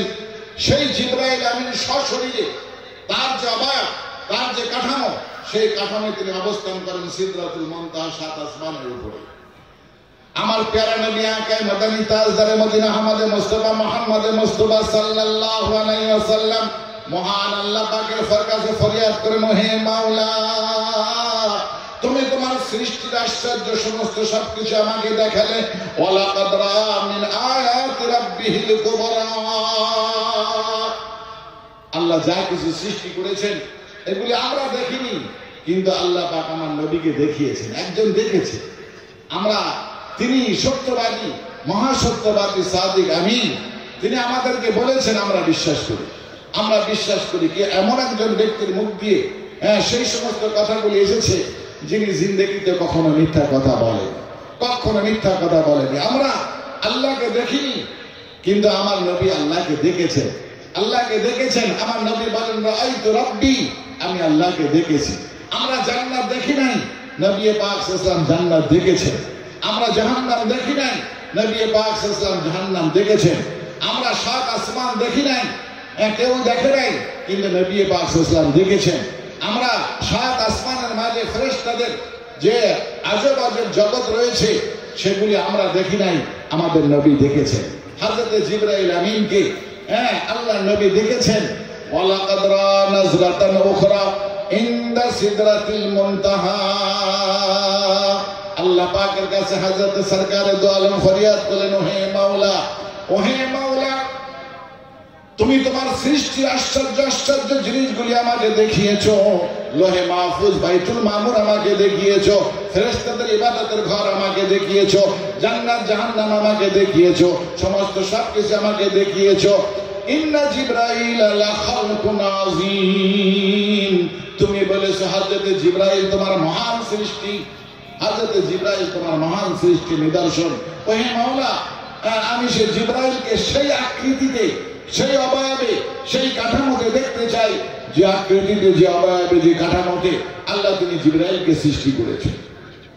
জিবরাইলকে সৃষ্টি করেছে। হযরত জিবরাইলকে আল্লাহ পাক বললেন প্রকাশিত হও। কোথায় প্রকাশ হবেন? পৃথিবীতে। তার দেহ অবয়ব এত বৃহৎ যে ধরবে না, প্রথম আসমানে ধরবে না, দ্বিতীয় তৃতীয় চতুর্থ পঞ্চম ষষ্ঠ সপ্তম ধরবে না, সপ্তম আসমানকে বেষ্টনকারী সিদরাতুল মুনতাহা, সেখানেই তিনি প্রকাশিত হলেন। দুটি ডানা দুই দিকে প্রকাশ করে দিলেন, দুটি ডানা দুই দিকে প্রকাশ করে দিলেন। আল্লাহ নবী তার সেই অবয়ব, সেই কাঠামো দেখলেন। ওয়ালাকাদ রা নাজলাতান উখরা ইনদা সিদরাতিল মুনতাহা, সেই সিদরাতুল মুনতাহায় আল্লাহ নবী হযরত জিবরাইলকে দেখলেন। ইজ ইয়াকশা সিদরাতা মা ইয়াকশা, দুটি ডানা দক্ষিণ এবং উত্তরে তিনি প্রকাশ করলেন এবং দুই ডানার তলে গোটা সাত আসমান এবং আল্লাহ পাকের যাবতীয় সৃষ্টিকুল দুই ডানার তলে অদৃশ্য হয়ে গেল। বলুন সুবহানাল্লাহ, সুবহানাল্লাহ। যে আল্লাহ পাক জিবরাইলকে এত বৃহৎ আকারে সৃষ্টি করেছেন, সেই আল্লাহ আমার কত বড়। একবার জোরে বলবেন না নারায়ে তাকবীর। ও ভাইরা আমার, আমার নবী মুসলিম শরীফের হাদিস, বুখারী শরীফের হাদিস, আমার নবী বলেন লাহু সিদ্দু মিয়াতি জানাহা, এটা দুই ডানায়। ইজ ইয়াকশা সিদরাতা মা ইয়াকশা, গোটা বিশ্ব জাহান সাত আসমান যে বর্ণনা আমি আপনাদের সামনে অতি সংক্ষিপ্ত আকারে দিলাম, এই সবই দুই ডানার তলায় অদৃশ্য হয়ে গেল। যেমন একটা মুরগি তার ডানার তলায় তার 8-10টা বাচ্চা অদৃশ্য হয়ে যায়, আল্লাহ পাকের সাত আসমান এবং জমিন, সাত আসমান জমিনের মাঝে যা কিছু গ্রহরাজি সূর্য চন্দ্র যা কিছু আছে সবই অদৃশ্য হয়ে গেল। এরকম দুটি ডানা না, আল্লাহ নবী বলেন লাহু সিদ্দু মিয়াতি জানাহা, তার ডানার সংখ্যা হলো 600 তার ডানার সংখ্যা। ওয়ালি কুল্লি জানাহিন 70 আলফ রিশা, আল্লাহ নবী বলেন এবং প্রত্যেকটি ডানায় 70,000 পালক, প্রত্যেকটি ডানায় 70,000 পালক। একটা পালকের ডানায় এত ক্ষমতা, আলিয়াহা সাফিলাহা, আলিয়াহা সাফিলাহা, এই গোটা বিশ্ব জাহান, এই যে পৃথিবী, এই যে আসমান এবং এর মাঝখানে যা কিছু আছে আল্লাহ পাক এটি বায়ুমণ্ডলের মাঝে সৃষ্টি করেছেন। বায়ুমণ্ডলের মাঝে সৃষ্টি করেছেন। এই নয় যে পৃথিবীটা একটা পাথরের উপরে আছে, পাথরটা আবার কোন মাছের মাথার উপরে আছে, মাছটা একটা গরুর শিঙের মাথায় আছে। এই যে গল্প আমরা শুনি, এই গল্পের কোনো অস্তিত্ব নাই, এই গল্পের কোনো অস্তিত্ব নাই। গোটা সৃষ্টিগুলো একটা বায়ুমণ্ডলের মাঝে, কুল্লুন ফি ফালাকি ইয়াসবাহুন, ফালাক এক মহাশূন্যতা, মহাশূন্যতার মাঝে আল্লাহ পাক এই সমস্ত সবই সৃষ্টি করেছেন এবং সেই মহাশূন্যতার মাঝে এই সবই ঘুরপাক খায়, সবই সাঁতার কাটে, সবই সাঁতার কাটে, ঘুরপাক খায়। আসমানও ঘুরপাক খায়, চন্দ্র সূর্য ঘুরপাক খায়, জমিনও ঘুরপাক খায়, সবই ঘুরপাক খায়। কুল্লুন ফি ফালাকি ইয়াসবাহুন, আল্লাহ সূরা ইয়াসিনের মধ্যে বলেছেন। তো আল্লাহ পাক বলছেন যে জিবরাইল আমিন তার একটা পালকের ডগায় এমন ক্ষমতা, আলিয়াহা, এই মহাশূন্যের সর্বোচ্চ স্তরে গোটা সৃষ্টিগুলোকে দিতে জিবরাইল আমিনের কোনো কষ্টই হয় না, আবার সর্বনিম্নে আনতেও কোনো কষ্ট হয় না, যার একটা পালকের ডগায় এত ক্ষমতা। তো এরকম লিকুল্লি জানাহিন 70 আলফা রিশা, প্রত্যেকটি ডানায় 70,000 পালক। 70,000 পালকের কত ক্ষমতা, 70,000 পালক বিশিষ্ট একটা বাজুর কত ক্ষমতা, এরকম বাজু 600 বাজুর কত ক্ষমতা, 600 বাজু বিশিষ্ট হযরত জিবরাইলের কত ক্ষমতা। আল্লাহু আকবার। এত ক্ষমতা ধর আল্লাহ পাক ইন্না জিবরাইল লা খালকুন আযীম, সর্ববৃহৎ শক্তি এবং সর্ববৃহৎ অবয়ব আর দেহ দিয়ে আল্লাহ জিবরাইলকে সৃষ্টি করেছেন, যে সাত আসমানকে তার দুই ডানার তলায় অদৃশ্য করে দিয়েছে। সেই জিবরাইল আমিন সিদরাতুল মুনতাহার ঊর্ধ্বে হলো আল্লাহ পাকের নূরে ইলাহির জগৎ।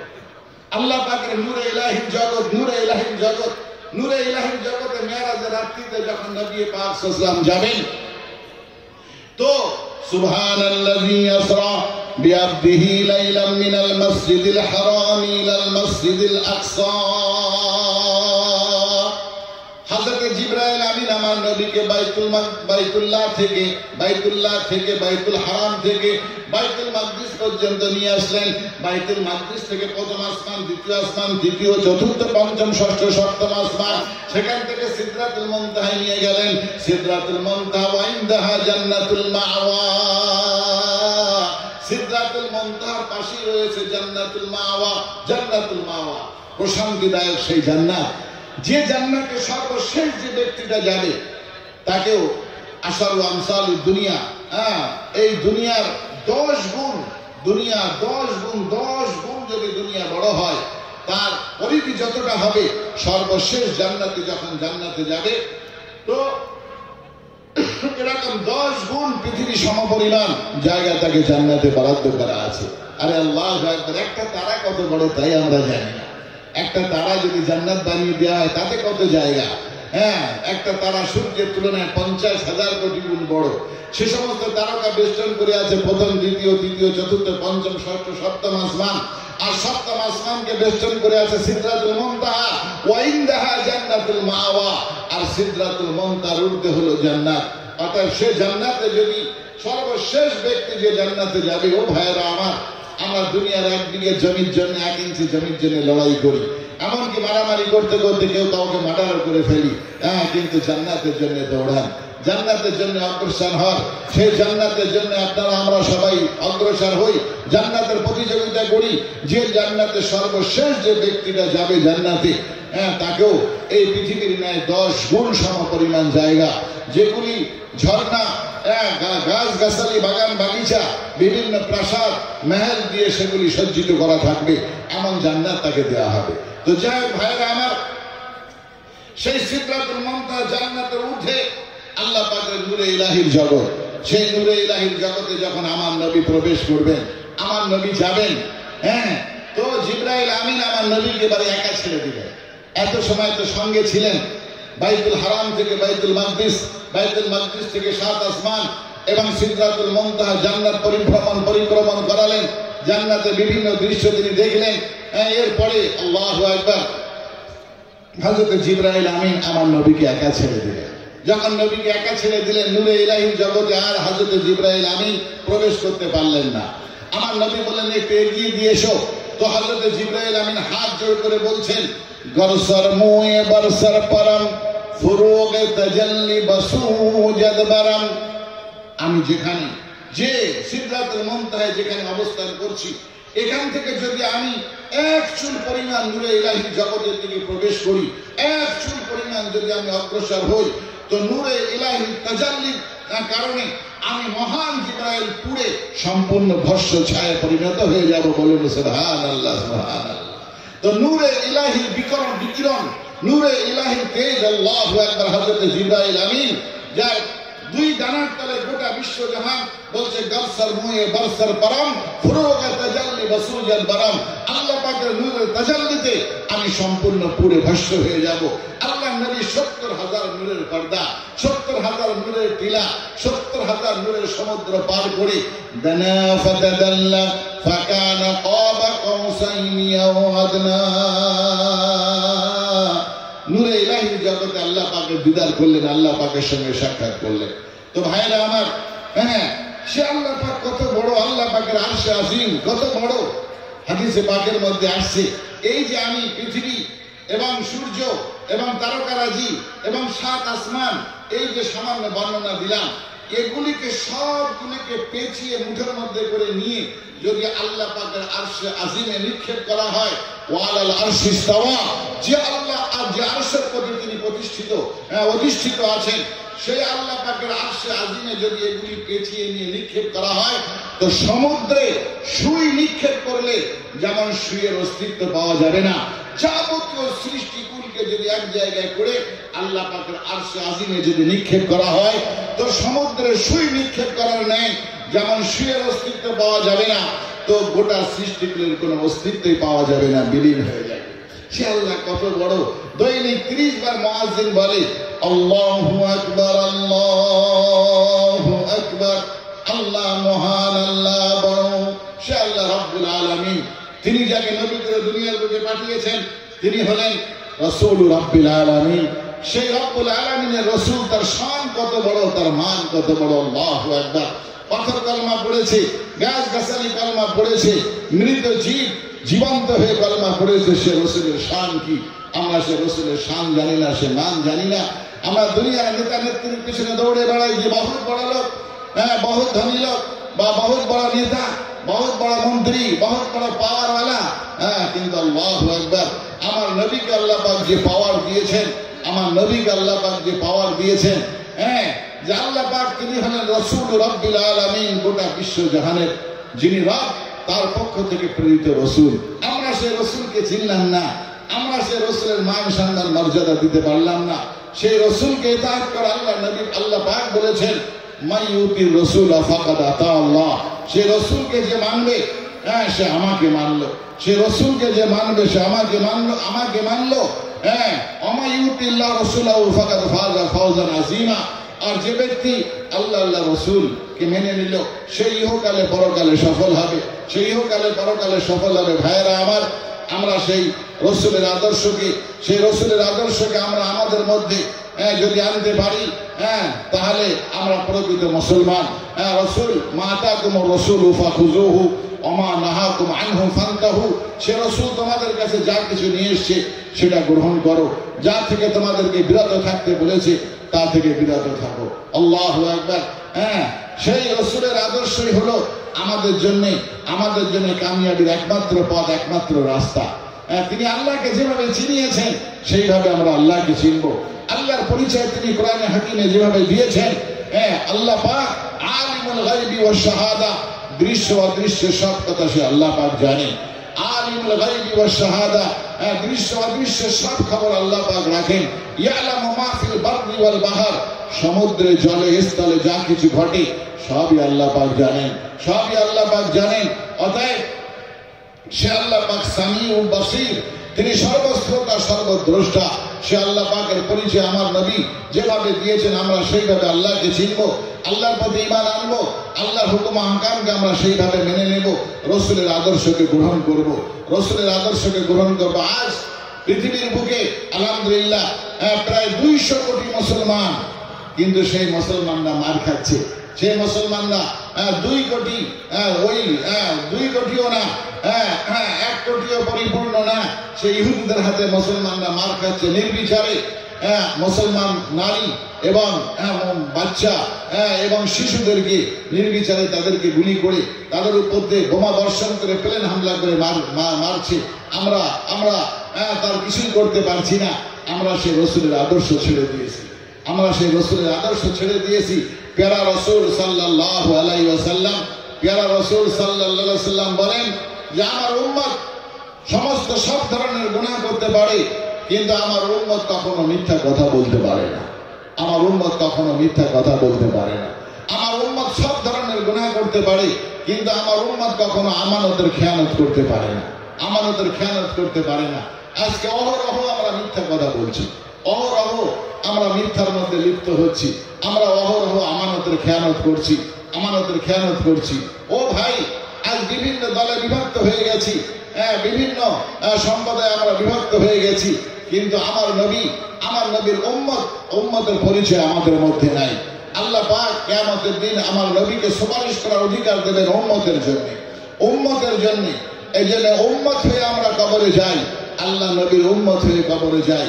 একটা ঘটনা আপনাদেরকে বলি প্যারা নবী আদর্শ সম্পর্কে, যে নবী পাক সাল্লাল্লাহু আলাইহি ওয়াসাল্লাম, আল্লাহর নবী প্যারা নবী সাল্লাল্লাহু আলাইহি ওয়াসাল্লাম ফজরের নামাজ পড়ে ওহদের পাহাড়ের দিকে যাচ্ছেন, ওহদের পাহাড়ের দিকে যাচ্ছেন, ফজরের নামাজ পড়ে ওহদের দিকে যাচ্ছেন। তো ওহদের দিকে যখন তিনি পৌঁছালেন, তো ওহদের দিকে যে দেখে যে ওহদের পাহাড়ের পাদদেশে বেশ কিছু মানুষ যারা বিভিন্ন জায়গা থেকে সফর করতে করতে তারা ওহদের পাহাড়ের পাদদেশে এসেছে এবং সেখানে তাঁবু ফেলে তারা সেখানে অবস্থান করছে। তাঁবু ফেলে তারা সেখানে অবস্থান করছে, যে তারা গতকালও সেখানে ছিল না। নবী পাক সাল্লাল্লাহু আলাইহি ওয়াসাল্লাম হাঁটতে হাঁটতে তাদের নিকটে গেলেন এবং তাদের কুশলাদি জিজ্ঞাসা করলেন এবং তাদের জিজ্ঞাসা করলেন, তোমরা কোথা থেকে এসেছো বাবা, তোমাদের গন্তব্যস্থান কোথায়, তোমরা কোথায় যাবে? তো তারা বলল যে আমরা নাজরান থেকে এসেছি, আমরা নাজরানের খ্রিস্টান, আমরা সানায় যাব, আমরা ইয়ামানের রাজধানী সানায় যাব, আমরা নাজরান থেকে এসেছি। প্রতিমধ্যে আমরা এখানে তাঁবু ফেলে বিশ্রাম করছি, আজ সারাদিন বিশ্রাম করে আমরা বিকালবেলা সন্ধ্যাবেলায় আবার এখান থেকে প্রস্থান করবো, এখান থেকে রওনা হয়ে যাব। আমার নবী জিজ্ঞাসা করলেন, তোমাদের মধ্যে কত সদস্য আছে, তোমাদের সদস্য সংখ্যা কত? তো বললো যে আমাদের মধ্যে প্রায় 450 থেকে 500 নারী পুরুষ দিয়ে সকলে দিয়ে আমরা প্রায় 500 জন মতন আছি, 500 জন মতন আছি। তাদের জিজ্ঞাসা করলেন যে তারা হলো খ্রিস্টান সম্প্রদায়, তারা নাজরান থেকে চলতে চলতে মদিনায় এসেছে, ওহদের পাদদেশে তারা তাঁবু ফেলে অবস্থান করছে, বিশ্রাম করছে, এবং যাদের সংখ্যা প্রায় 450 থেকে 500। নবী পাক সাল্লাল্লাহু আলাইহি ওয়াসাল্লাম সেখান থেকে যখন বেরিয়ে জিজ্ঞাসাবাদি করে চলে আসছেন, কুশলাদি বিনিময় করে যখন চলে আসছেন, তো দেখছেন যে একটা লোক একটা উট নিয়ে তাঁবুর বাইরে দাঁড়িয়ে আছে, একটা লোক একটা উট নিয়ে তাঁবুর বাইরে দাঁড়িয়ে আছে। নবী পাক সাল্লাল্লাহু আলাইহি ওয়াসাল্লাম তাকে জিজ্ঞাসা করলেন, সেই লোকটাকে জিজ্ঞাসা করলেন, বাবু তুমি উটটা নিয়ে বাইরে দাঁড়িয়ে আছো, বিষয়টা কি, ব্যাপারটা কি? তো বলে আমি উটটা নিয়ে বাইরে দাঁড়িয়ে আছি এই জন্য যে আমি উটটাকে বিক্রি করব, আমি উটটাকে বিক্রয় করব বলে দাঁড়িয়ে আছি। যদি কোনো খরিদ্দার পাই, স্থানীয় মাকামি কোনো লোক যদি আমার উটটাকে ক্রয় করে, আমি তার হাতে উটটা বিক্রি করে দেবো। আমার সফরের পাতেও শেষ হয়ে গেছে, এখনো অনেক পথ সফর করতে হবে, সঙ্গে আমার বিবি বাল বাচ্চা আছে, তাদের খরচের প্রয়োজন, এই জন্য উটটা আমি বিক্রি করে দেবো। নবী পাক সাল্লাল্লাহু আলাইহি ওয়াসাল্লাম তাকে জিজ্ঞাসা করলেন, উটটা তুমি কত বিক্রি করবে? সে একটা দাম বললো, চড়া একটা দাম বললো। নবী পাক সাল্লাল্লাহু আলাইহি ওয়াসাল্লাম বললেন, তোমার উট আমার পছন্দ, তোমার উট আমার পছন্দ, তুমি যে দাম বলেছো সে দামে এই উটের সওদা করা যেতে পারে, অতএব এই দামে আমি উটটা নিতেও রাজি, আমি উটটা নিতেও রাজি, তুমি যে দাম বলেছো সেই দামে আমি উটটা নিতে রাজি। তবে বাবা শোনো, আমি সকালবেলা ফজরের নামাজ পড়ে হাঁটতে হাঁটতে এই ওহদ পাহাড়ের দিকে এসেছি, আমি সঙ্গে করে কোনো টাকা পয়সা নিয়ে আসিনি। তুমি যদি তোমার উটটা আমাকে দিয়ে দাও, তোমার উটটা যদি আমাকে দিয়ে দাও, তাহলে আমি বাড়ি নিয়ে যাওয়ার পরে তোমার পয়সা আমি পাঠিয়ে দেব। আল্লাহ নবীর কথা ওই লোকটার বিশ্বাস হলো এবং সে নবী পাক সাল্লাল্লাহু আলাইহি ওয়াসাল্লামের ওই কথা মতন উটটা আমার নবীর হাতে তুলে দিল, আমার নবীর হাতে উটটা নবীর হাতে তুলে দিল এবং নবীর হাতে তুলে দিয়ে অপেক্ষা করতে থাকলো যে নবী নিয়ে যাবেন এবং বাড়ি যাওয়ার পরে তারপরে টাকা পাঠিয়ে দেবেন বলে তিনি উটটা তুলে দিলেন। এরপরে তাঁবুর ভিতরে আসলেন, তাঁবুর ভিতরের লোকজন জিজ্ঞাসা করছে, তোমার উট বিক্রি হয়ে গেছে? বলছে যে হ্যাঁ, উট তো আমার বিক্রি হয়ে গেছে, উট আমার বিক্রি হয়ে গেছে। কত বিক্রি করলে? তো দাম বললো যে আমি এত দামে বিক্রি করেছি। তো বলে ভালো দামে বিক্রি করেছো, তো তুমি তোমার উটের মূল্য পেয়েছো, পয়সা পেয়েছো? বলছে যে না, এখনো পয়সা আমি পাইনি। লোকটা যাকে আমি উট দিয়েছি সে উটটা নিয়ে গেছে এবং বাড়ি গিয়ে আমার টাকা পাঠাবে বলেছে। তো লোকজন জিজ্ঞাসা করলো, তাঁবুর লোকজন, তার নিজের লোকজন জিজ্ঞাসা করলো, লোকটার নাম জানো? তো বলছে যে না, লোকটার আমি নাম জানি না। বলে আরে লোকটার নাম জানো না, তার বাড়ি কোথায় জানো? বলে বাড়ি কোথাও জানি, কোথায় তাও জানি না। বলে লোকটার নাম জানো না, লোকটার বাড়ি কোথায় জানো না? সে লোকটা মাকামি লোক, স্থানীয় লোক। বলে দেখে তো তাই মনে হলো মাকামি স্থানীয় লোক, ফজরের নামাজ পড়ে হাঁটতে হাঁটতে ওহদ পাহাড়ের দিকে এসেছে, স্থানীয় মাকামি লোক। বলে স্থানীয় মাকামি লোক, সে তোমার উট বাকিতে নিয়ে গেছে, তুমি মনে করছো তোমার উটের মূল্য সে বাড়ি গিয়ে পাঠিয়ে দেবে? তুমি কি এতই বোকা? তোমাকে তো বোকা সাজিয়ে তোমার সঙ্গে চিটিং করে তোমাকে ধোকা দিয়ে সে উট নিয়ে চলে গেছে। মাকামি লোক, সে আর তোমার টাকা পাঠাবে না, সে আর টাকা পাঠাবে না। তো লোকটা তখন বললো যে আমার তো মনে হলো লোকটা সত্য কথাই বলছে, ওই রকম ধরনের চেহারার মানুষ কখনো মিথ্যা কথা বলতে পারে না, এই জন্য আমি দিয়ে দিয়েছি। বলে আরে আরে এরকম চিকনি চুপড়ি বানাও কথাবার্তা কত লোকই বলে, মাকামি স্থানীয় লোক তোমাকে সে উট আর কখনো উটের টাকা তোমাকে পাঠাবে না। তো ভাইরা আমার, এইভাবে তাঁবুর ভিতরে লোকজন তাকে বলতে লাগলো তোমার সঙ্গে চিটিং হয়ে গেছে, তোমাকে বোকা বানিয়ে তোমার উটটা নিয়ে গেছে, তোমার পয়সা পাঠাবে না। এইভাবে যখন তাঁবুর ভিতরে লোকজন এই কথাগুলি বলতে লাগলো, এই কথাগুলি অবশেষে ওই কাফেলার সর্দারের কানে গেল। ওই কাফেলার যে সর্দার, তার কানে চলে গেল। সর্দারের কানে গেল। সর্দার বলল, কি হয়েছে? তো ঘটনা তাকে বলা হলো যে আপনার কাফেলার একজন সদস্য, সে একটা উট বিক্রি করেছে একটা মকামি স্থানীয় লোকের কাছে। সে মকামি স্থানীয় লোক তার উটটা নিয়ে গেছে, সে নাকি টাকা পাঠিয়ে দেবে বলেছে। এটা কখনো সম্ভব? বলে, তা তো সম্ভব না। সেই লোকটার নাম জানো? বলে, নাম তো জানি না। সেই লোকটার বাড়ি ঘর তোর কোথায় জানো? বলে, না, বাড়ি ঘর তোরও জানি না। তাকে চেনো না, তার নাম জানো না, তার বাড়ি ঘর তোর চেনো না। তাকে তুমি উটটা বাকিতে দিয়ে দিলে সে আর কখনো উট ফেরত পাঠাবে?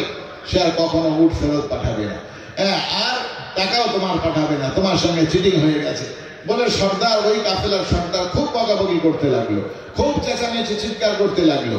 খুব বকাবকি চেঁচামেচি চিৎকার যখন করতে লাগলো, তো ভিতর থেকে ওই সর্দারের বেগম, বেগম তিনি বলছেন, দেখো তো আমাদের লোকটা, তিনি এত চিৎকার করছে কেন, এত চেঁচামেচি করছে কেন?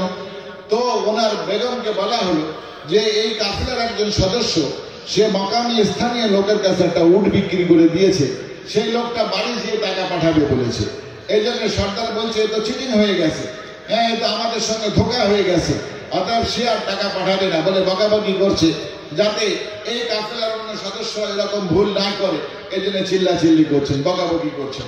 তো বেগম বলছে, ঠিক আছে, আমাদের এই লোকটাকে ভিতরে ডেকে দাও, আমি ওনার সঙ্গে একটু কথা বলি। তো ভাইয়েরা আমার, এরপরে ওই সর্দারকে বলা হলো, বেগম সাহেব আপনাকে ডাকছে, আপনার বেগম আপনাকে ভিতরে তলব করেছে, আপনি যান, আপনার সঙ্গে কথা বলতে চাই। তো সর্দার ভিতরে গেছে, বেগম সাহেব ডেকেছে, আর কোন রকম কোনো ইয়ে নাই। তো বেগম সাহেবের ডাক, অর্থাৎ তিনি ভিতরে গেলেন। ভিতরে যে বেগম সাহেবকে জিজ্ঞাসা করছে, কি ব্যাপার, তুমি ডাকলে কেন? তো বলছে, তুমি এত চেঁচামেচি করছো কেন? এত চেঁচামেচি করার কি আছে, এত চেঁচামেচি করছো কেন? বলে, চেঁচামেচি করবো না, আমি হলাম এই কাফেলার সর্দার, আমি এই কাফেলার সর্দার। আমার কাফেলার একটা সদস্য, তার সঙ্গে চিটিং হয়ে গেল, ধোঁকা হয়ে গেল, তার উটটা নিয়ে চলে গেল, অথচ টাকা পাঠিয়ে দেবে বলে এই ওয়াদা করে চলে গেছে। সে কি আর টাকা পাঠায়? মাকামি স্থানীয় লোক, সে কি আর টাকা পাঠায়? অতএব আমি তো চেঁচামেচি করবে যত সময় কেউ গ্যারান্টি না দেবে যে হ্যাঁ সেই লোক টাকা পাঠাবে, এর গ্যারান্টার যদি কেউ না হয় বা গ্যারান্টি কেউ না দেয়, আমি চেঁচামেচি করতে থাকবো।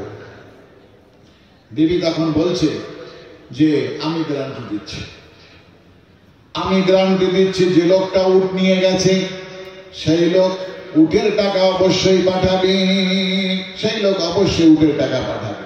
বলে, আরে তুমি মহিলা মানুষ, মেয়ে মানুষ, তুমি কেমন ভাবে গ্যারান্টি দিচ্ছ সেই মকামি লোক, স্থানীয় লোক যে উটটা নিয়ে গেছে সে টাকা পাঠাবে, তুমি কিভাবে গ্যারান্টি দিচ্ছ? তখন বিবি বলছে, যখন আমাদের কাফেলার সদস্যর সঙ্গে উটটি লেনদেনের কথাবার্তা হচ্ছিল, আমি তাঁবুর ছিদ্র দিয়ে সেই লোকটার চেহারা দেখেছিলাম, আমি তাঁবুর ছিদ্র দিয়ে সেই লোকটার চেহারা দেখেছিলাম। এমন আলোক উজ্জ্বল, এমন জ্যোতির্ময় চেহারার অধিকারী কখনো মিথ্যা কথা বলতে পারে না, কখনো ধোঁকা দিতে পারে না। বলুন সুবহানাল্লাহ। এমন আলোক উজ্জ্বল, এমন জ্যোতির্ময় চেহারার অধিকারী মানুষ, সে কখনো মিথ্যা বলতে পারে না, ধোঁকা দিতে পারে না, চিটিংবাজি করতে পারে না। আমি তাঁবুর ছিদ্র দিয়ে তার চেহারা দেখেছি, সে অবশ্যই টাকা পাঠাবে, বিশ্বাস রাখুন, আমি বিশ্বাস করে সে টাকা পাঠাবে, আপনি ক্ষান্ত হন। তো কাফেলার সর্দার তখন বলছে, তুমি মেয়ে মানুষ, কার চেহারা দেখে তুমি বিশ্বাস করে নিলে যে সে মিথ্যা কথা বলতে পারে না, চিটিংবাজি করতে পারে না? দেখা যাক, তুমি যখন গ্যারান্টি দিচ্ছ তাহলে আমি চুপ হয়ে গেলাম। প্যারা নবী সাল্লাল্লাহু আলাইহি ওয়াসাল্লাম মদিনায় চলে আসলেন। প্যারা নবী সাল্লাল্লাহু আলাইহি ওয়াসাল্লাম মদিনায় চলে আসলেন। মদিনায় আসার পর তিনি বাইতুল মালের খবর নিলেন। বাইতুল মালের খবর নিলেন যে বাইতুল মালে কোনো খাদ্য খাবার আছে কিনা। বাইতুল মালের খাজানচি বলল যে হ্যাঁ ইয়া রাসূলুল্লাহ, গতকাল আনসাররা কিছু খেজুর নিয়ে বাইতুল মালে দিয়ে গেছে, তারা বাইতুল মালে দিয়ে গেছে, কিছু খেজুর বাইতুল মালে আছে, খাদ্য খাবার বলতে কিছু কয়েক বস্তা খেজুর আছে। আল্লাহ নবী বললেন, তাহলে তুমি খচ্চর বাহির করো এবং খেজুরগুলি নিয়ে তুমি ওহদের পাদদেশে যাও। ওহদের পাদদেশে যে সমস্ত খ্রিস্টানদের কাফেলা অবস্থান করছে, যারা প্রায় 400 থেকে 450, তারা সকলেই ওহদের পাদদেশে মদিনার উপকণ্ঠে অবস্থান করছে। তারা হলো আমাদের মেহমান। বলেন সুবহানাল্লাহ। আল্লাহ নবী বলছে ওরা হলো আমাদের মেহমান। ওরা অনেক দূরের পথ চলতে চলতে চলতে চলতে মদিনায় এসেছে। মদিনায় এসে তারা বিশ্রাম করছে, তারা আবার চলে যাবে।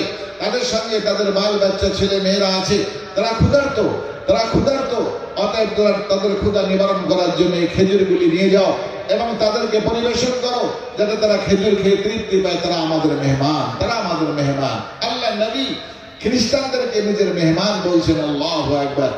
এরপরে তিনি বললেন, আমি তাদের কাফেলার সদস্য থেকে একটা উট নিয়ে এসেছি, আমি একটা উট নিয়ে এসেছি। যে উটটা এই দামে আমি নিয়ে এসেছি, অতএব একজন মুসাফিরের সহযোগিতা করলে আমি তার জন্য জান্নাতে যাওয়ার সুপারিশ করব। এই উটটা কে এই টাকায় ক্রয় করবে? হযরত উসাইদ বিন হুযাইর রাদিয়াল্লাহু তাআলা আনহু তিনি লাফ দিয়ে উঠে বললেন, ইয়া রাসূলুল্লাহ, ইয়া হাবিবাল্লাহ, আপনি যে মূল্যে উট নিয়ে এসেছেন, আমি সেই মূল্য দিয়ে উটটা ক্রয় করতে রাজি আছি। আমার নবী বললেন, তাহলে তুমি সেই টাকা নিয়ে, সেই দিরহাম নিয়ে তুমি উহুদের পাদদেশে যাও এবং যে লোকটা এই উট আমার কাছে বিক্রয় করেছে তুমি তার কাছে যে পৌঁছে দাও, তুমি তার কাছে টাকাটা পৌঁছে দাও। হযরত উসাইদ বিন হুযাইর রাদিয়াল্লাহু তাআলা আনহু উটের দিরহাম, উটের মূল্য, টাকাটা নিয়ে তিনি উহুদের পাদদেশে আসলেন, উহুদের ময়দানে আসলেন। তার আগে আল্লাহর নবী একজন সাহাবা তিনি ওই খেজুরের বস্তা নিয়ে তাদের কাছে পরিবেশন করলেন। সর্দারকে ডেকে বললেন যে আমাদের নবী আপনাদের কাছে এসেছিলেন, আপনাদের দেখে গেছেন, আপনারা হলেন আমাদের মেহমান, অতএব খেজুরগুলি গ্রহণ করুন এবং এগুলি আপনারা বাল বাচ্চাদেরকে খাওয়ান, আপনারা আমাদের মেহমান। সর্দার হতবাক যে আমরা সে নাজরান থেকে এত পথ আমরা অতিক্রম করে মদিনায় এলাম, কেউ আমাদেরকে মেহমান হিসাবে আপ্যায়ন করলো না। এই মদিনায় এমন কোন ব্যক্তি, যে ব্যক্তি আমাদেরকে মেহমান হিসাবে আখ্যায়িত করে আমাদের আপ্যায়নের জন্য খেজুর পাঠালেন। একটু পরেই হযরত উসাইদ বিন হুযাইর রাদিয়াল্লাহু তাআলা তিনি ওই উটের টাকা নিয়ে, উটের মূল্য নিয়ে উহুদের ময়দানে পৌঁছালেন। উহুদের ময়দানে পৌঁছে তিনি বলছেন, কে সেই এই কাফেলার সেই সদস্যকে, সেই ব্যক্তিকে যে আমাদের নবীর কাছে উট বিক্রি করেছে? আমি তার পয়সাটা, তার মূল্যটা নিয়ে আমি এসেছি, আপনি মূল্য গ্রহণ করুন। তো ওই সর্দার হতবাক হয়ে গেল, গোটা কাফেলার লোক হতবাক হয়ে গেল। আমরা চেঁচামেচি করছিলাম যে উট নিয়ে গেছে মাকামি লোক, স্থানীয় লোক, সে তার টাকা পাঠাবে না। কিন্তু এমন কোন ব্যক্তি যে নিজেকে নবী বলছে এবং যিনি আমাদেরকে মেহমান হিসেবে আখ্যায়িত করে আপ্যায়ন করলেন আর টাকাটাও পাঠিয়ে দিলেন, সর্দার গোটা কাফেলায় ঘোষণা করে দিলেন, সেই নবীর চেহারা আমার বিবি দেখেছে এবং দেখার পরে তিনি আমার কাছে গ্যারান্টি দিয়েছেন যে এমন জ্যোতির্ময় চেহারার অধিকারী মানুষ কখনো মিথ্যাবাদী হতে পারে না, কখনো আমানতের খেয়ানত করতে পারে না, কখনো চিটিংবাজি করতে পারে না। ও সকল সদস্যরা শোনো, তোমরা কি সেই লোকটার সঙ্গে জিয়ারত না করে, তার সঙ্গে দেখা না করে তোমরা তোমাদের গন্তব্যস্থানে যাবে? আমি তো মনে করি যে আমাদেরকে মেহমান হিসেবে আখ্যায়িত করলো, যে উটের টাকাটাও পাঠিয়ে দিল, আমরা তার সঙ্গে সাক্ষাৎ করে তারপরে প্রস্থান করব। সকলেই রাজি হয়ে গেল এবং সকলেই ওই উহুদের ময়দান থেকে 450 থেকে 500 খ্রিস্টান, 450 থেকে 500 খ্রিস্টান তারা নবী পাক সাল্লাল্লাহু আলাইহি মদিনা মুনাওয়ারায় মসজিদে নববীতে এসে জিয়ারত করলো। আল্লাহর নবীর এই আদর্শ দেখে জিয়ারত করার পর তারা সকলেই কলেমায়ে তাইয়্যিবা লা ইলাহা ইল্লাল্লাহু মুহাম্মাদুর রাসূলুল্লাহ এই কলেমা পড়ে সকলেই মুসলমান হয়ে গেল। বলুন সুবহানাল্লাহ, সুবহানাল্লাহ। আল্লাহ পাক কোরআনে হাকিমের আয়াত নাযিল করলেন, ইন্নাকা লাআলা খুলুকিন আযীম, ইন্নাকা লাআলা খুলুকিন আযীম। অবশ্যই আমি আপনাকে মহান চরিত্রের উপরে প্রতিষ্ঠিত করেছি, মহান চরিত্রের উপরে আমি আল্লাহ আপনাকে সৃষ্টি করেছি। ও ভাইরা আমার, এরকম হাজারো ঘটনা নবী পাক সাল্লাল্লাহু আলাইহি ওয়াসাল্লামের আদর্শ দেখে আজ আমরা উম্মত সেই নবীর আদর্শ ভুলে গেছি। আমরা চিটিংবাজি করি, কারোর কাছ থেকে পয়সা করে নিলে দিতে চাই না। আমরা চিটিংবাজি করি, আমরা মিথ্যা কথা বলি। আল্লাহর নবীর আদর্শ দেখে 450 থেকে 500 খ্রিস্টান তারা মুসলমান হয়ে গেল। এইভাবে আরো হাজারো ঘটনা আছে। আল্লাহর নবীর দরবারে মদিনা মুনাওয়ারায় একটা মহিলা, যুবতী মহিলা, একটা রূপসী সুন্দরী যুবতী মহিলাকে বন্দী করে আনা হয়েছে। একটা রূপসী সুন্দরী যুবতী মহিলাকে বন্দী করে আনা হয়েছে আল্লাহ নবীর দরবারে। আল্লাহ নবীর দরবারে আনা হয়েছে। মদিনা মুনাওয়ারায় তাকে নিয়ে আসা হয়েছে যুদ্ধক্ষেত্র থেকে বন্দী করে। যুদ্ধক্ষেত্রে তার ভাইদের সঙ্গে যুদ্ধের জন্য এসেছিল। মুসলমানদের বিপক্ষে যুদ্ধে উৎসাহিত করার জন্য ওই মহিলাটা যুদ্ধের ময়দানে এসেছিল। কিন্তু মুসলমানদের আক্রমণের তেজ তারা সহ্য করতে না পেরে ভাইয়েরা সব পালিয়ে গেল। এই যুবতী মহিলাটা ওই ময়দানে থেকে গেল। শেষ পর্যন্ত মুসলমানরা তাকে নিয়ে আসলো মদিনায়। তাকে মদিনায় নিয়ে আসলো। তাকে মদিনায় নিয়ে আসার পর যখন থেকে তাকে বন্দী করে মদিনায় নিয়ে আসা হয়েছে, তখন থেকে সেই মেয়েটি আমার নবীর নামে গালিগুলোজ করছে। আমার নবীর নামে অহরহ গালিগুলোজ করছে। যা মুখে আসছে তাই বলছে, যা মুখে আসছে তাই বলছে, অহরহ গালিগুলোজ করছে। যে লুটেরার বাচ্চা, বেদুইনের বাচ্চা, মূর্খের বাচ্চা ইত্যাদি ইত্যাদি ভাবে গালিগালাজ করছে। আমার নবীর সামনে গোস্তাখি করছে, গালিগালাজ করছে। সাহাবায়ে কেরামরা তাকে বন্দী করে এনেছে। বন্দী করে এনেছে। সাহাবায়ে কেরামরা বলছে, তুই যা বলছিস আমাদের নবী তা না, আমাদের নবী এমন না। তোর জবান তুই সামলে নে, জবান সামলে নে, জবান তুই সংযত কর। আমাদের নবীর সামনে গালিগালাজ করছিস, এভাবে গালিগালাজ করিস না। তো ভাইয়েরা আমার, তারপরও আরো তীব্রভাবে নবীকে গালিগালাজ করছে, তীব্রভাবে নবীকে গালিগালাজ করছে। সাহাবায়ে কেরামরা চাইলে তার জিভ টেনে বার করে দিতে পারতেন, কিন্তু না। সে বন্দীদের সঙ্গে সদ্ব্যবহার করা, এটা ইসলামের রীতিনীতি। যুদ্ধের ময়দানে যখন সামনাসামনি মোকাবেলা হবে, তারাও যখন হাতে অস্ত্র নিয়ে মুসলমানদের বিপক্ষে যখন অস্ত্র ধারণ করবে, তখন তাদের সঙ্গে মোকাবেলা হবে। কিন্তু যদি একবার তারা সন্ধি করে, আল্লাহ পাক বলেছেন ওয়াইজা সালাহু সালাহুকুম, যদি তারা সন্ধি করতে চায় প্রতিপক্ষ, তাহলে তোমরা সন্ধি করো। আর যদি তারা গ্রেফতার হয়ে যায়, যদি তারা বন্দী হয়ে যায়, তাহলে তোমরা বন্দীদের সঙ্গে ভালো ব্যবহার করো, বন্দীদের সঙ্গে ভালো ব্যবহার করো। এই জন্য মহিলা বন্দী মদিনা মুনাওয়ারায় বন্দী হয়ে আছে, আমার নবীকে গালিগালাজ করছে। সাহাবায়ে কেরামরা চাইলে, যেখানে হযরত ওমর ফারুকের মতন, হযরত আলী হায়দারের মতন সাহাবায়ে কেরামরা রয়েছে, বন্দিনী মহিলা নবীর গালিগালাজ করছে, চাইলে এক মুহূর্তে তার জিভটা টেনে কেটে দিতে পারে, তার গর্দানটা উড়িয়ে দিতে পারে। কিন্তু না, বন্দী, আমার নবী বলেছে বন্দীদের সঙ্গে সৎ ব্যবহার করো, সদাচরণ করো, আহসানুল আসিরিন। তো যখন তার গালিগালাজ বন্ধ হচ্ছে না,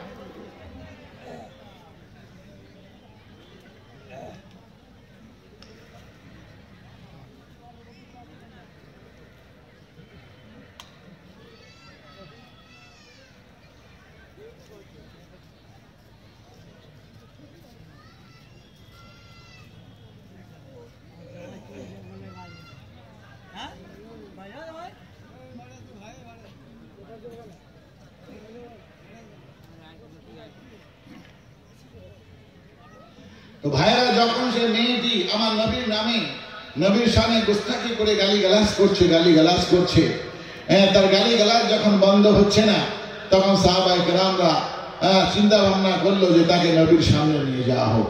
আল্লাহ নবীকে যে বললো, ইয়া রাসূলুল্লাহ, ইয়া হাবিবাল্লাহ, কাদসিয়ার যুদ্ধের ময়দান থেকে ভাইদের সঙ্গে এক যুবতী মহিলা তার ভাইদের সঙ্গে যুদ্ধের ময়দানে এসেছিল। সে কবিতা পড়ে পড়ে যুদ্ধের ময়দানে ভাইদেরকে উৎসাহিত করছিল। কিন্তু অবশেষে তার ভাইয়েরা তাকে ফেলে দিয়ে পালিয়ে গেছে। আমরা তাকে নিয়ে এসেছি মদিনায় গ্রেফতার করে। কিন্তু যখন থেকে মদিনায় এসেছে, তখন থেকে অহরহ গালিগালাজ করছে, অহরহ গালিগালাজ করছে আপনার সামনে অহরহ গালিগালাজ করছে। এখন তাকে আমরা কি করি? তাকে নিয়ে কি ব্যবস্থা করা যায়? আল্লাহ নবী বললেন, তাকে আমার সামনে নিয়ে এসো, ওই বন্দিনী মহিলাটাকে আমার সামনে নিয়ে এসো। আল্লাহ নবীর সামনে নিয়ে আসা হচ্ছে, তখনও সে গালিগালাজ করছে, তখনও গালিগালাজ করছে। আল্লাহ নবীর সামনে বসিয়ে দেওয়া হলো। তোমরা আমাকে কোথায় নিয়ে যাচ্ছ? কার সামনে নিয়ে যাচ্ছ? সেই বেদুইনের সামনে, সেই বেদুইনের সর্দার, সেই লুটেরার সর্দার, তার সামনে আমাকে নিয়ে যাচ্ছ। আরো যেভাবে তার মুখে যেমন গালিগালাজ করার দরকার, সেভাবে গালিগালাজ তীব্র ভাষায় গালিগালাজ করতে থাকে। নবীর মুখের দিকে তাকালো না। আল্লাহ নবীর সামনে ওই যুবতী মেয়েটাকে বসিয়ে দেওয়া হলো। ওই যুবতী মেয়েটাকে বসিয়ে দেওয়া হলো। ও ভাইয়েরা আমার, যখন যুবতী মেয়েটাকে আল্লাহ নবীর সামনে বসিয়ে দেওয়া হলো, আর বসিয়ে দেওয়ার পরও আল্লাহ নবী গালিগালাজ করছে।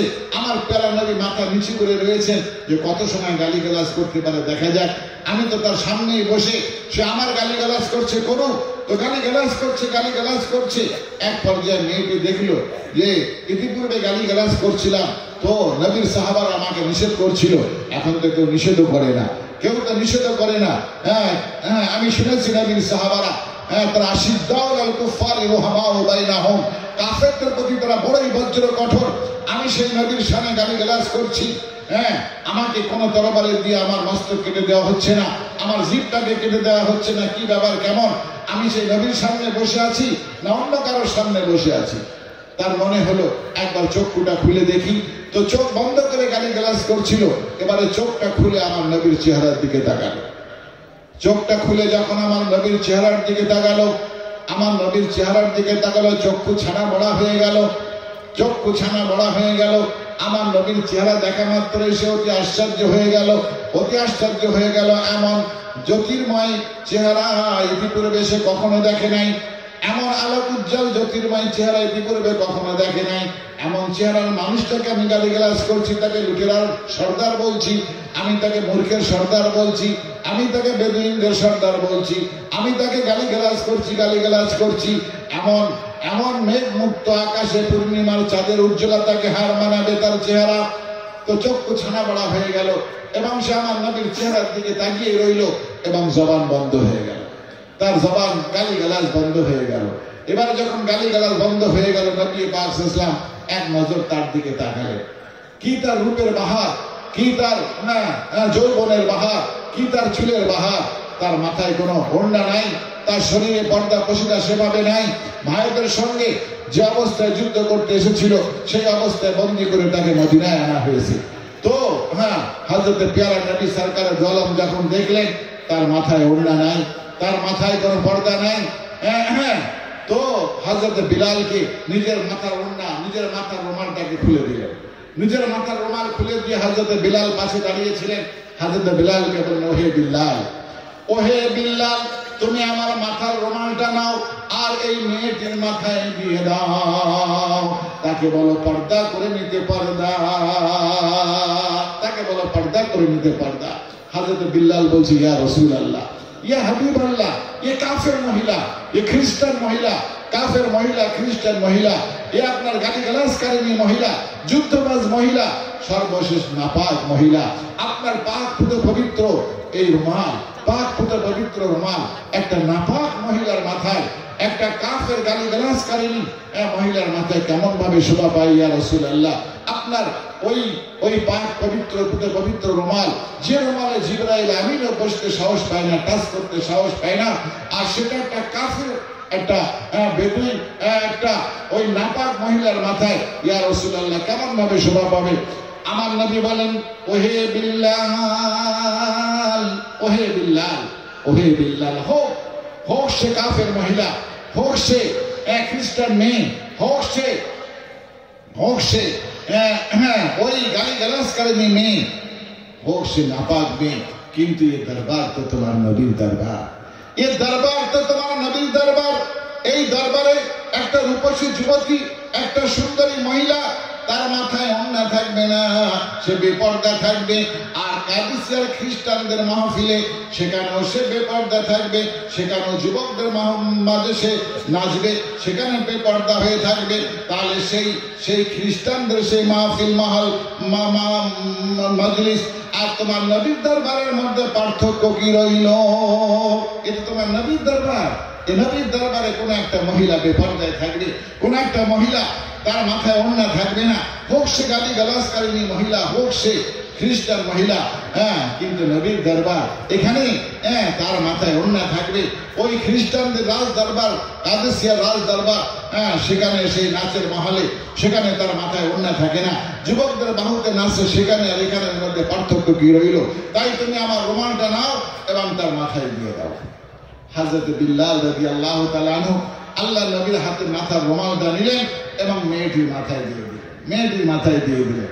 আল্লাহ নবী তাকে জিজ্ঞাসা করলেন, মাজা তুরিদ, কি চাস বল, কি চাস? তখন সে বলল, আমি আরজিউ ইলা আখি, আমি আমার ভাইদের কাছে ফিরে যেতে চাই, আমি আমার ভাইদের কাছে ফিরে যেতে চাই।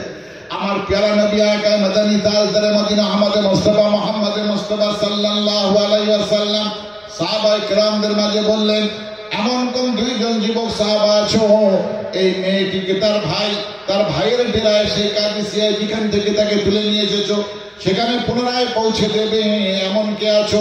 হযরত উসাইদ বিন হুযায়র রাদিয়াল্লাহু তাআলা আনহু, হযরত আব্দুল্লাহ বিন রাওয়াহা রাদিয়াল্লাহু তাআলা আনহু, দুইজন যুবক প্রস্তুত হয়ে গেলেন। ইয়া রাসূলুল্লাহ, ইয়া হাবিবাল্লাহ, আপনি আমাদের নির্দেশ দিন, আপনি আমাদের নির্দেশ দিন, আমরা এই যুবতী মেয়েটিকে, এই যুবতী মহিলাটাকে আমরা তার ভাইয়ের ডেরায় পৌঁছে দিয়ে আসবো ইনশাআল্লাহ, আমরা পৌঁছে দিয়ে আসবো, নিরাপদে পৌঁছে দিয়ে আসবো। হ্যাঁ, উট জোগাড় হলো, উটের পিঠে ওই যুবতী মহিলাকে বসিয়ে দেওয়া হলো।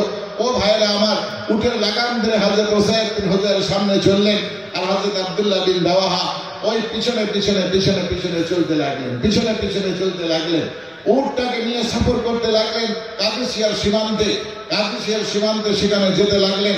ও ভাইরা আমার, দুইজন যুবক আল্লাহ নবীর সাহাবা গোলাম, দুইজন যুবক, একটা যুবতী মেয়ে, কি তার রূপের বাহার, কি তার চুলের বাহার, কি তার যৌবনের বাহার, একটা যুবতী মেয়ে, আর দুইজন আল্লাহ নবীর যুবক সাহাবা।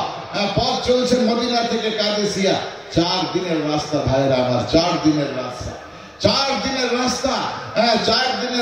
4 রাত অতিবাহিত হয়ে গেছে, 4টা দিন অতিবাহিত হয়ে গেছে। কত জঙ্গল, কত পাহাড় পর্বত, কত নির্জন এলাকা, কত বেয়াবান এলাকা পার হয়েছে। দুইজন যুবক আর একজন যুবতী, আল্লাহু আকবার।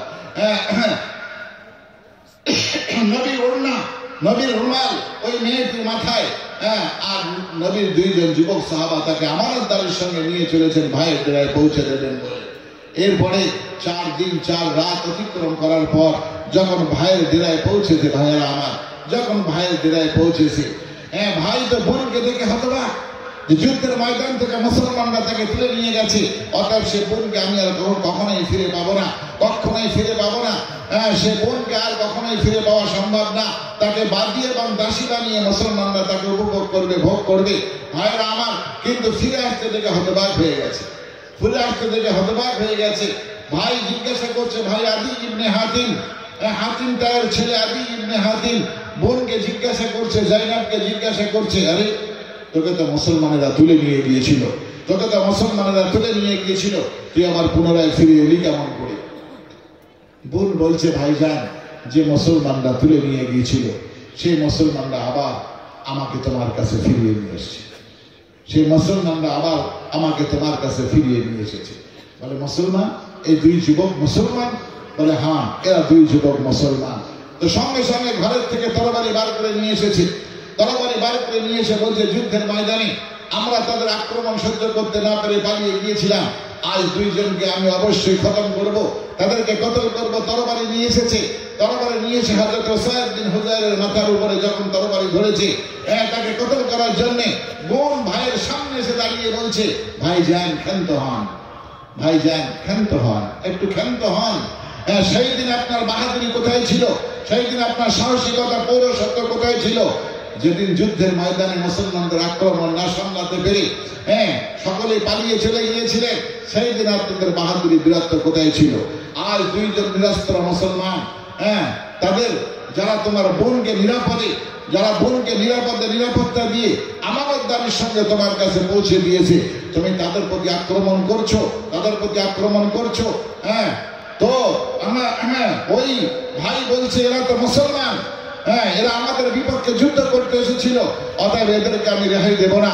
বোন বলছে, আরে যুদ্ধ করতে আসলেও তোমার বোনকে যারা নিয়ে যেয়ে আবার সে বোনকে আমানতদারির সঙ্গে তোমার কাছে পৌঁছে দিয়েছে, তুমি যদি তাদের সঙ্গে যুদ্ধ করতে চাও, তাদের হাতেও একটা তরবারি দাও, তাদের বাহুতে কত ক্ষমতা একবার দেখো।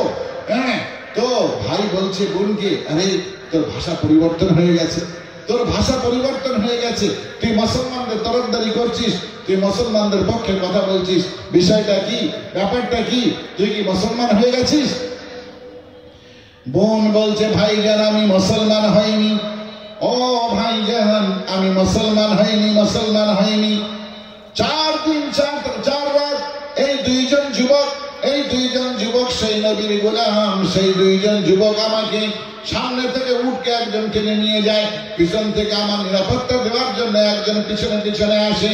আমি উটের উপর থেকে সামনের যুবককেও দেখেছি, পিছনের যুবককেও ঘাড় ঘুরিয়ে কয়েকবার দেখেছি। সেই খোদার কসম যার হস্তে আমার জান, আমি দুই যুবককে বারবার দেখেছি, কিন্তু একটিবারও দেখি নাই দুই যুবক কখনো নজর তুলে আমার দিকে তাকায়। যেন আমার মনে হয়েছে অন্ধের নাই তারা পথ চলেছে, অর্ধের নাই তারা পথ চলেছে। 4 দিন 4 রাত যারা আমার নিরাপত্তা দিয়ে আমানত সহকারে আপনার কাছে পৌঁছে দিল, আমি তাদের তরফদারি করলে কি আসে যায়? আমি তাদের তরফদারি করবো না, তা কাদের তরফদারি করবো? হ্যাঁ, ভাই বলছে না তুই তো মনে হয় মুসলমান হয়ে গেছিস। তো বোন তখন বলছে, ভাইজান আমি মুসলমান হইনি, তবে মুসলমান হতে আমার মন চেয়েছে। আমি মুসলমান হইনি, তবে মুসলমান হতে আমার মন চেয়েছিল। আমি মুসলমান হইনি। বলে, আরে কিসের কারণে, কোন পরিপ্রেক্ষিতে তোর মুসলমান হতে মন চেয়েছিল? আবার তুই বলছিস মুসলমান হইনি। তুই তো যাস সেটাই তুই পূর্ণ করিস। তুই আমার বোন, আমি তোকে চিনি, তুই জীবনে যেটা চেয়েছিস সেটাই করেছিস। তোর যদি মুসলমান হতে মন চেয়ে থাকে তাহলে তুই নিশ্চয়ই মুসলমান হয়ে গেছিস। ওই বোন বলছে, না ভাইজান আমি মুসলমান হইনি। যখন আমাকে বন্দী করে নিয়ে যাওয়া হলো মদিনায়, আমি মনে মনে করেছিলাম মুসলমান আমাকে বন্দী করে নিয়ে এসেছে, অতএব আমাকে কারোর দাসী বা গোলাম হতে হবে। আমার কারোর দাসী বা গোলাম, কারোর বাদী হয়ে আমার তার সঙ্গে জীবন যাপন করতে হবে। দাসী বা বান্দির জীবন যাপনের চেয়ে মৃত্যু শ্রেয়। তাই আমি একটা পন্থা অবলম্বন করলাম। তাদের নবী, তাদের প্রিয় নবী, তাদের হাবিবে খোদা, প্রিয় নবীর নামে আমি গালিগালাজ করতে লাগলাম। মনে আমার হয়েছিল, আমি যদি সেই নবীর নামে গালিগালাজ করি,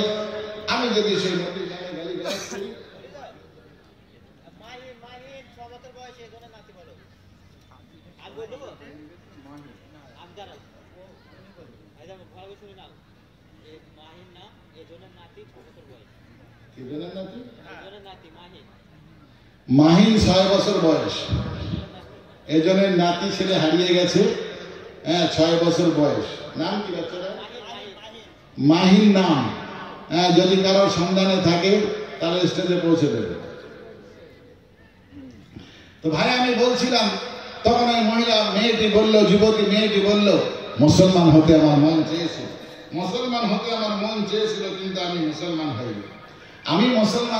মুসলমান হতে আমার মন চেয়েছিল, আমি মুসলমান হইনি। আমি ওই গালিগালাজ করতে লাগলাম সেই নবী, যে নবীর প্রিয় এই সাহাবারা, সেই নবীও এদের কাছে প্রিয়, এক অপরের অত্যন্ত মহাব্বতকারী। আমি তাকে গালিগালাজ করতে লাগলাম। মনে করেছিলাম তারা হয়তো তরবারি দিয়ে আমার কণ্ঠটা কেটে দেবে, আমি মৃত্যুবরণ করবো, মৃত্যু আমার জন্য শ্রেয়। কিন্তু তারা আমাকে বলল, না তুই গালিগালাজ করিস না, আমাদের নবী সেই রূপ নেয় যে রূপ তুই বলছিস। অবশ্যই তারা আমাকে নিয়ে সেই নবীর দরবারে নিয়ে গেল। যখন আমাকে নবীর দরবারে নিয়ে গেল, আমি চোখ বন্ধ করে না দেখে সেই নবীর গালিগালাজ করছিলাম। আমি জানি তার দরবারে তারই একজন ভক্ত ওমরে ফারুক আছে, কথায় তরবারি দিয়ে মানুষের মাথা মস্তক কেটে দেয়। হযরতে আলী হায়দার আছে, হযরতে খালিদ বিন ওয়ালিদ আছে। আমি গালিগালাজ করতে লাগলাম চোখ বন্ধ করে, গোটা মজলিস নীরব নিস্তব্ধ। আমি গালিগালাজ করে চলেছি, আর সেই নবীও নীরব নিস্তব্ধ।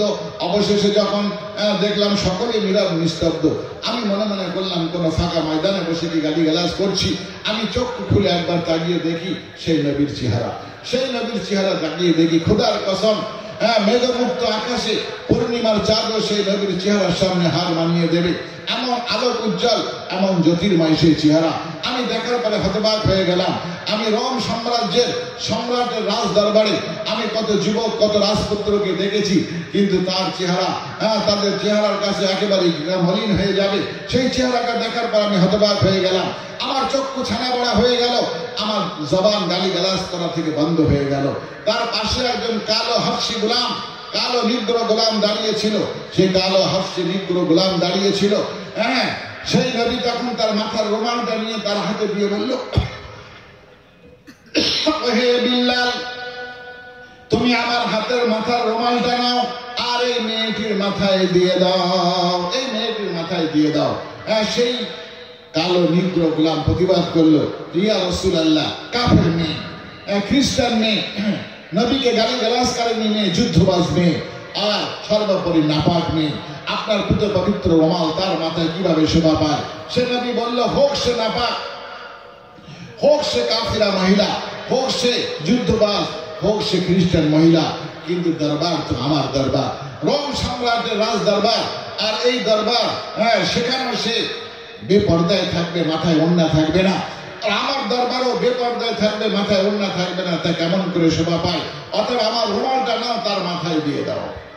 ও ভাইজান আমার, ও ভাইজান আমার, সেই নবী পাকের রুমাল, পাক পুত পবিত্র রুমাল যখন আমার মাথায় এলো, সেই নবী পাকের পুত পবিত্র পাক রুমাল যখন আমার মাথায় এলো, সেই পুত পবিত্র পাক রুমাল যখন আমার মাথায় এলো, তখনই আমার মনে হয়েছিল আমি ওই নবীর কদমে লুটিয়ে পড়ি, নবীর কদমে লুটিয়ে পড়ি, এবং নবীর কদমে লুটিয়ে পড়ে আমি কলেমা ইসলাম পড়ে নেই, কলেমা লা ইলাহা ইল্লাল্লাহু মুহাম্মাদুর রাসূলুল্লাহ, আমি এই কলেমা পড়ে নেই এবং মুসলমান হয়ে নবীর গোলাম হয়ে যাই।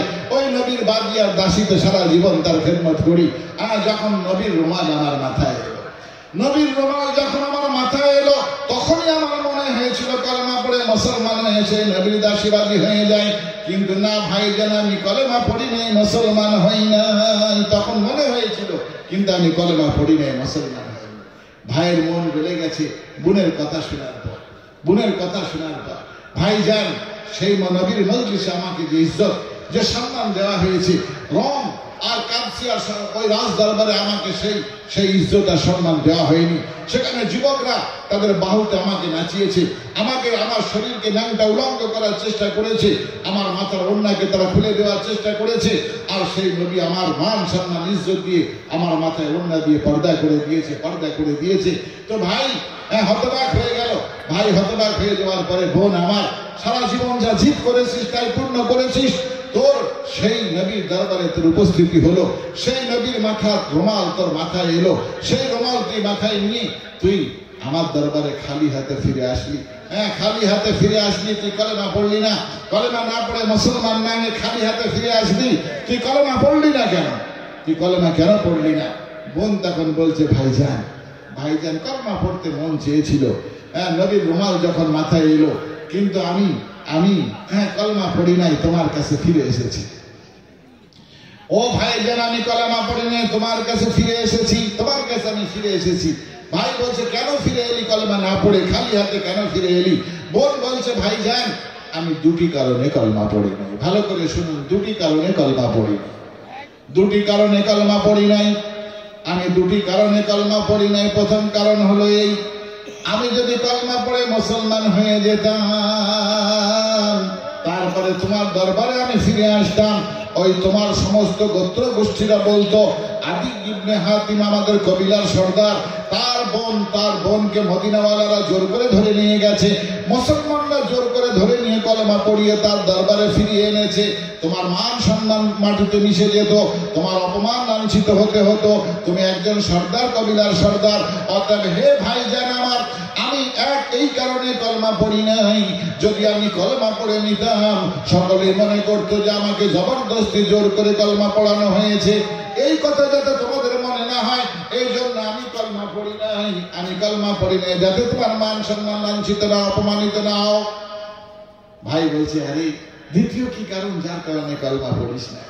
বোন বলছে, ভাই জান আমার, দ্বিতীয় যে কারণে কলেমা পড়ি নাই, দ্বিতীয় যে কারণে কলেমা পড়ি নাই, দ্বিতীয় যে কারণে কলেমা পড়ি নাই ভাই, ও ভাই জান আমার, নবীর রুমাল মাথায় নিয়ে আমি তোমার কাছে ফিরে এসেছি, তোমার কাছে ফিরে এসেছি, কলেমা পড়ি নাই, কলেমা পড়ি নাই। কিন্তু আমি দ্বিতীয় যে কারণে কলেমা পড়ি নাই, আমি নবীর রুমাল মাথায় নিয়ে তোমার দরবারে ফিরে এসেছি। আমি ফিরে আসি নাই, আমি বরং তোমায় নিতে এসেছি, নিতে। বলুন সুবহানাল্লাহ। আমি তোমায় নিতে এসেছি, নিতে। আমি ভাই বোন সারা জীবন আমরা একসঙ্গে কাটালাম, একসাথে রইলাম।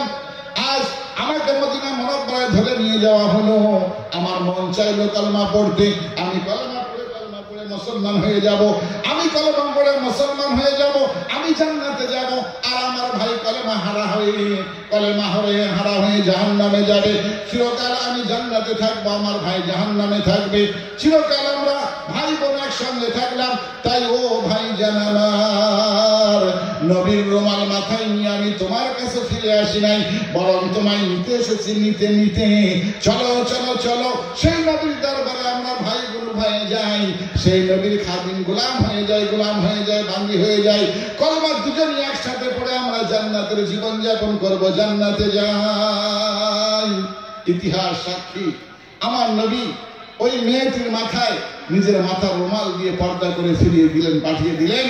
তো শুধু ভাই না, ওই সম্প্রদায়ের 350 সম্প্রদায়ের 350 সদস্য তারা তাকবীর ধ্বনি দিতে দিতে মদিনায় এসেছে, এবং মদিনায় এসে সকলেই কলমা পড়ে মুসলমান হয়ে গেছে। বলেন সুবহানাল্লাহ।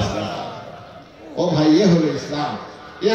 আজ আমাদের মধ্যে সে আদর্শ কোথায়? একটা যুবতী মেয়ে একটা যুবক ছেলের কাছে নিরাপদ নয়। অর্থ করি আমানতদারির সঙ্গে নেয়, মিথ্যা অহরহ। ও ভাইরা আমার, মিথ্যা ছাড়ি, আমানতদারি গ্রহণ করি।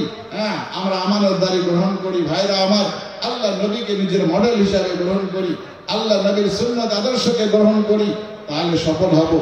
নইলে আমরা বিফল হব। যাই ভাইরা আমার,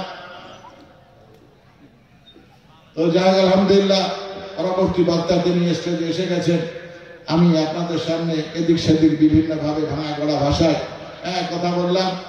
যদি এর মধ্যে কোনো উপদেশ নসিহত থাকে, আমরা সেটাকে গ্রহণ করার চেষ্টা করি, মানার চেষ্টা করি, আমল করার চেষ্টা করি। আল্লাহ আমাকে আপনাকে সকলকে আমল করার তৌফিক দান করুন। ও আখিরু দাওয়ানা আলহামদুলিল্লাহি রাব্বিল আলামিন।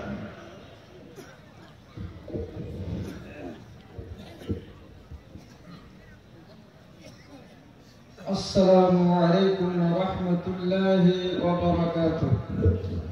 যাই হোক, আলহামদুলিল্লাহ, আমরা বেশ দীর্ঘক্ষণ ধরে শাইখুল হাদিস হযরত মাওলানা মুফতি মনিরুজ্জামান সাহেবের কাছ থেকে কোরআন ও হাদিসের আলোকে সারগর্ভ বক্তৃতা শুনলাম। এবার আপনাদের সম্মুখে যিনি আসছেন, বিশিষ্ট বক্তা এবং প্রখ্যাত বক্তা এবং দার্শনিকও বটে, যুক্তিবাদী খ্যাতিসম্পন্ন আলোচক জনাব হযরত মাওলানা হাফেজ কারি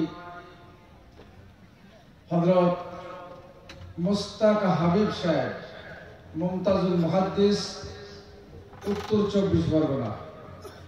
এই হযরত আসছেন, তাঁর সারগর্ভ বক্তৃতা আমরা শুনব, যিনি শুধু এপার বাংলায় নয়, ওপার বাংলাতেও ওয়াজ ও নসিহত করতে যান।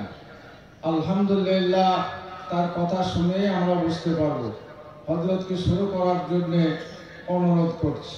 আমরা নারা দেব, আমি নারা দেব, আপনারা সমস্বরে উচ্চ কণ্ঠে আন্তরিকতার সঙ্গে তাকবীর দেবেন।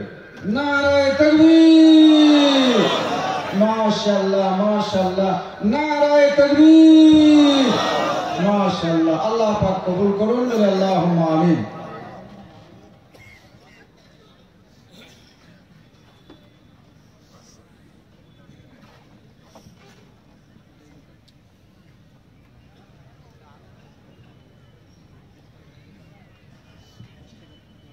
আমরা যারা দাঁড়িয়ে রয়েছি, মাঝখানে জায়গা রয়েছে, ফাঁকা জায়গা রয়েছে, চটে বা ত্রিপলে বসুন, তাহলে ইনশাল্লাহ এমন কোনো শীত নাই। আজকে আর মাঝখানে বসলে পারে, কাছাকাছি বসলে মানুষের একটা গরম আছে, সেই গরমে শীতও লাগবে না, আর একটা সুন্নত আদায় হবে। আমরা মিলে মিলে বসে যাই। আমরা নওজোয়ান বক্তার বক্তৃতা শুনব, যিনি সারা বাংলায় এবং অপর বাংলাতেও বক্তৃতা করে বেড়ান। দাপটের সঙ্গে বাঘা বক্তা, মাশাআল্লাহ। আমরা সেই বাঘা বক্তার কাছ থেকে বক্তৃতা শুনবেন ইনশাআল্লাহ। হযরত শুরু করুন।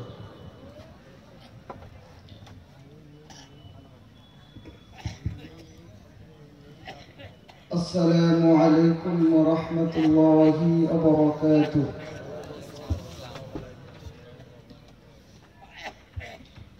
আমি প্রথমে আপনাদের কাছে অনুরোধ করছি, প্রত্যেকটা কাজ নিয়তের উপরে নির্ভরশীল।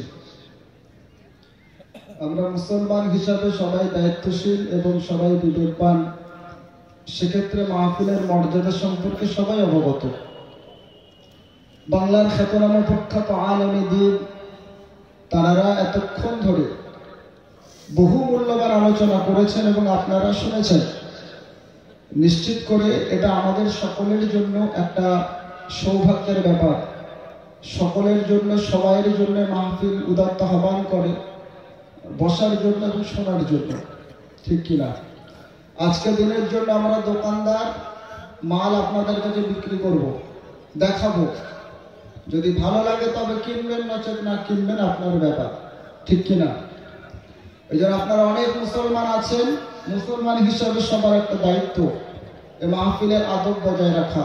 সুন্দর লাগছে যদি আপনারা একটু বসে, তবে আজকে মাহফিলের সার্থকতা।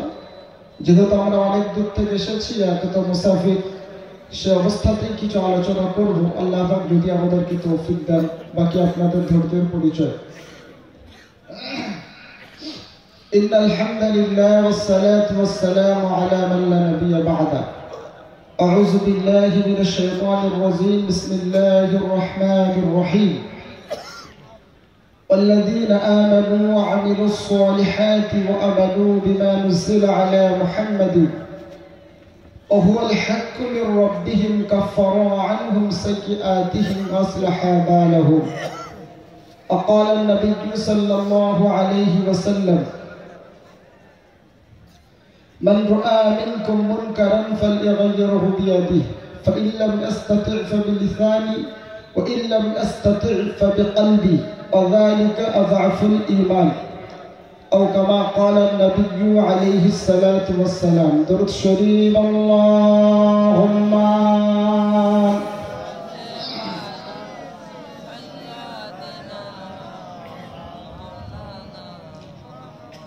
मुख्तार कायनात सा दाता कोई नहीं, मेरे रसूल पाक जैसा कोई नहीं।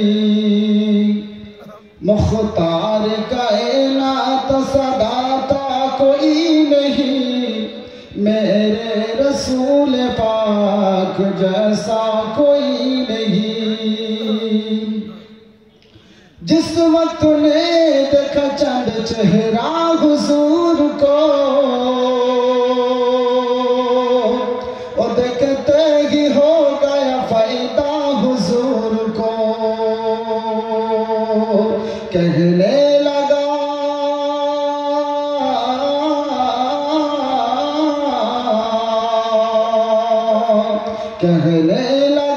कि आप सा अच्छा कोई नहीं, मेरे रसूल पाक जैसा कोई नहीं। अल्लाहुम्मा सल्ले अला सय्यिदीना।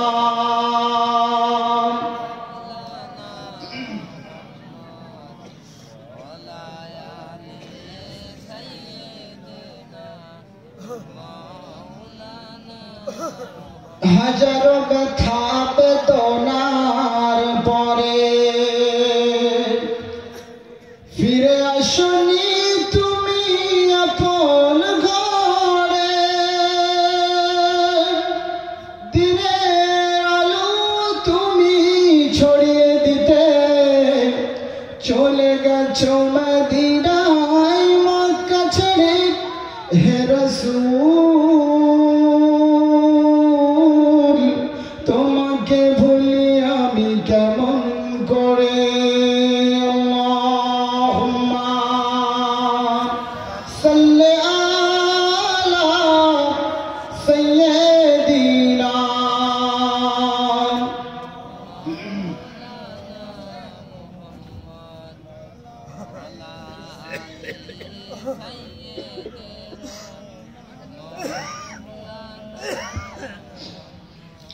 রসুল আমার ভালোবাসা,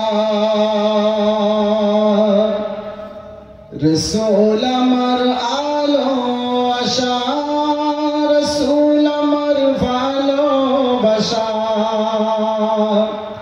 রসুল আমার আলো আশা রসুল আমার প্রেম বিরহে মূল আলোচনা রসুল আমার কাজ কর্মে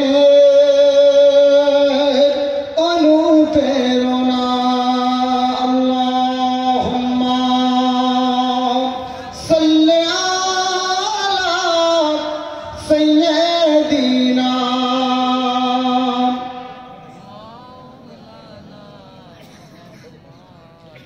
ওয়া আলা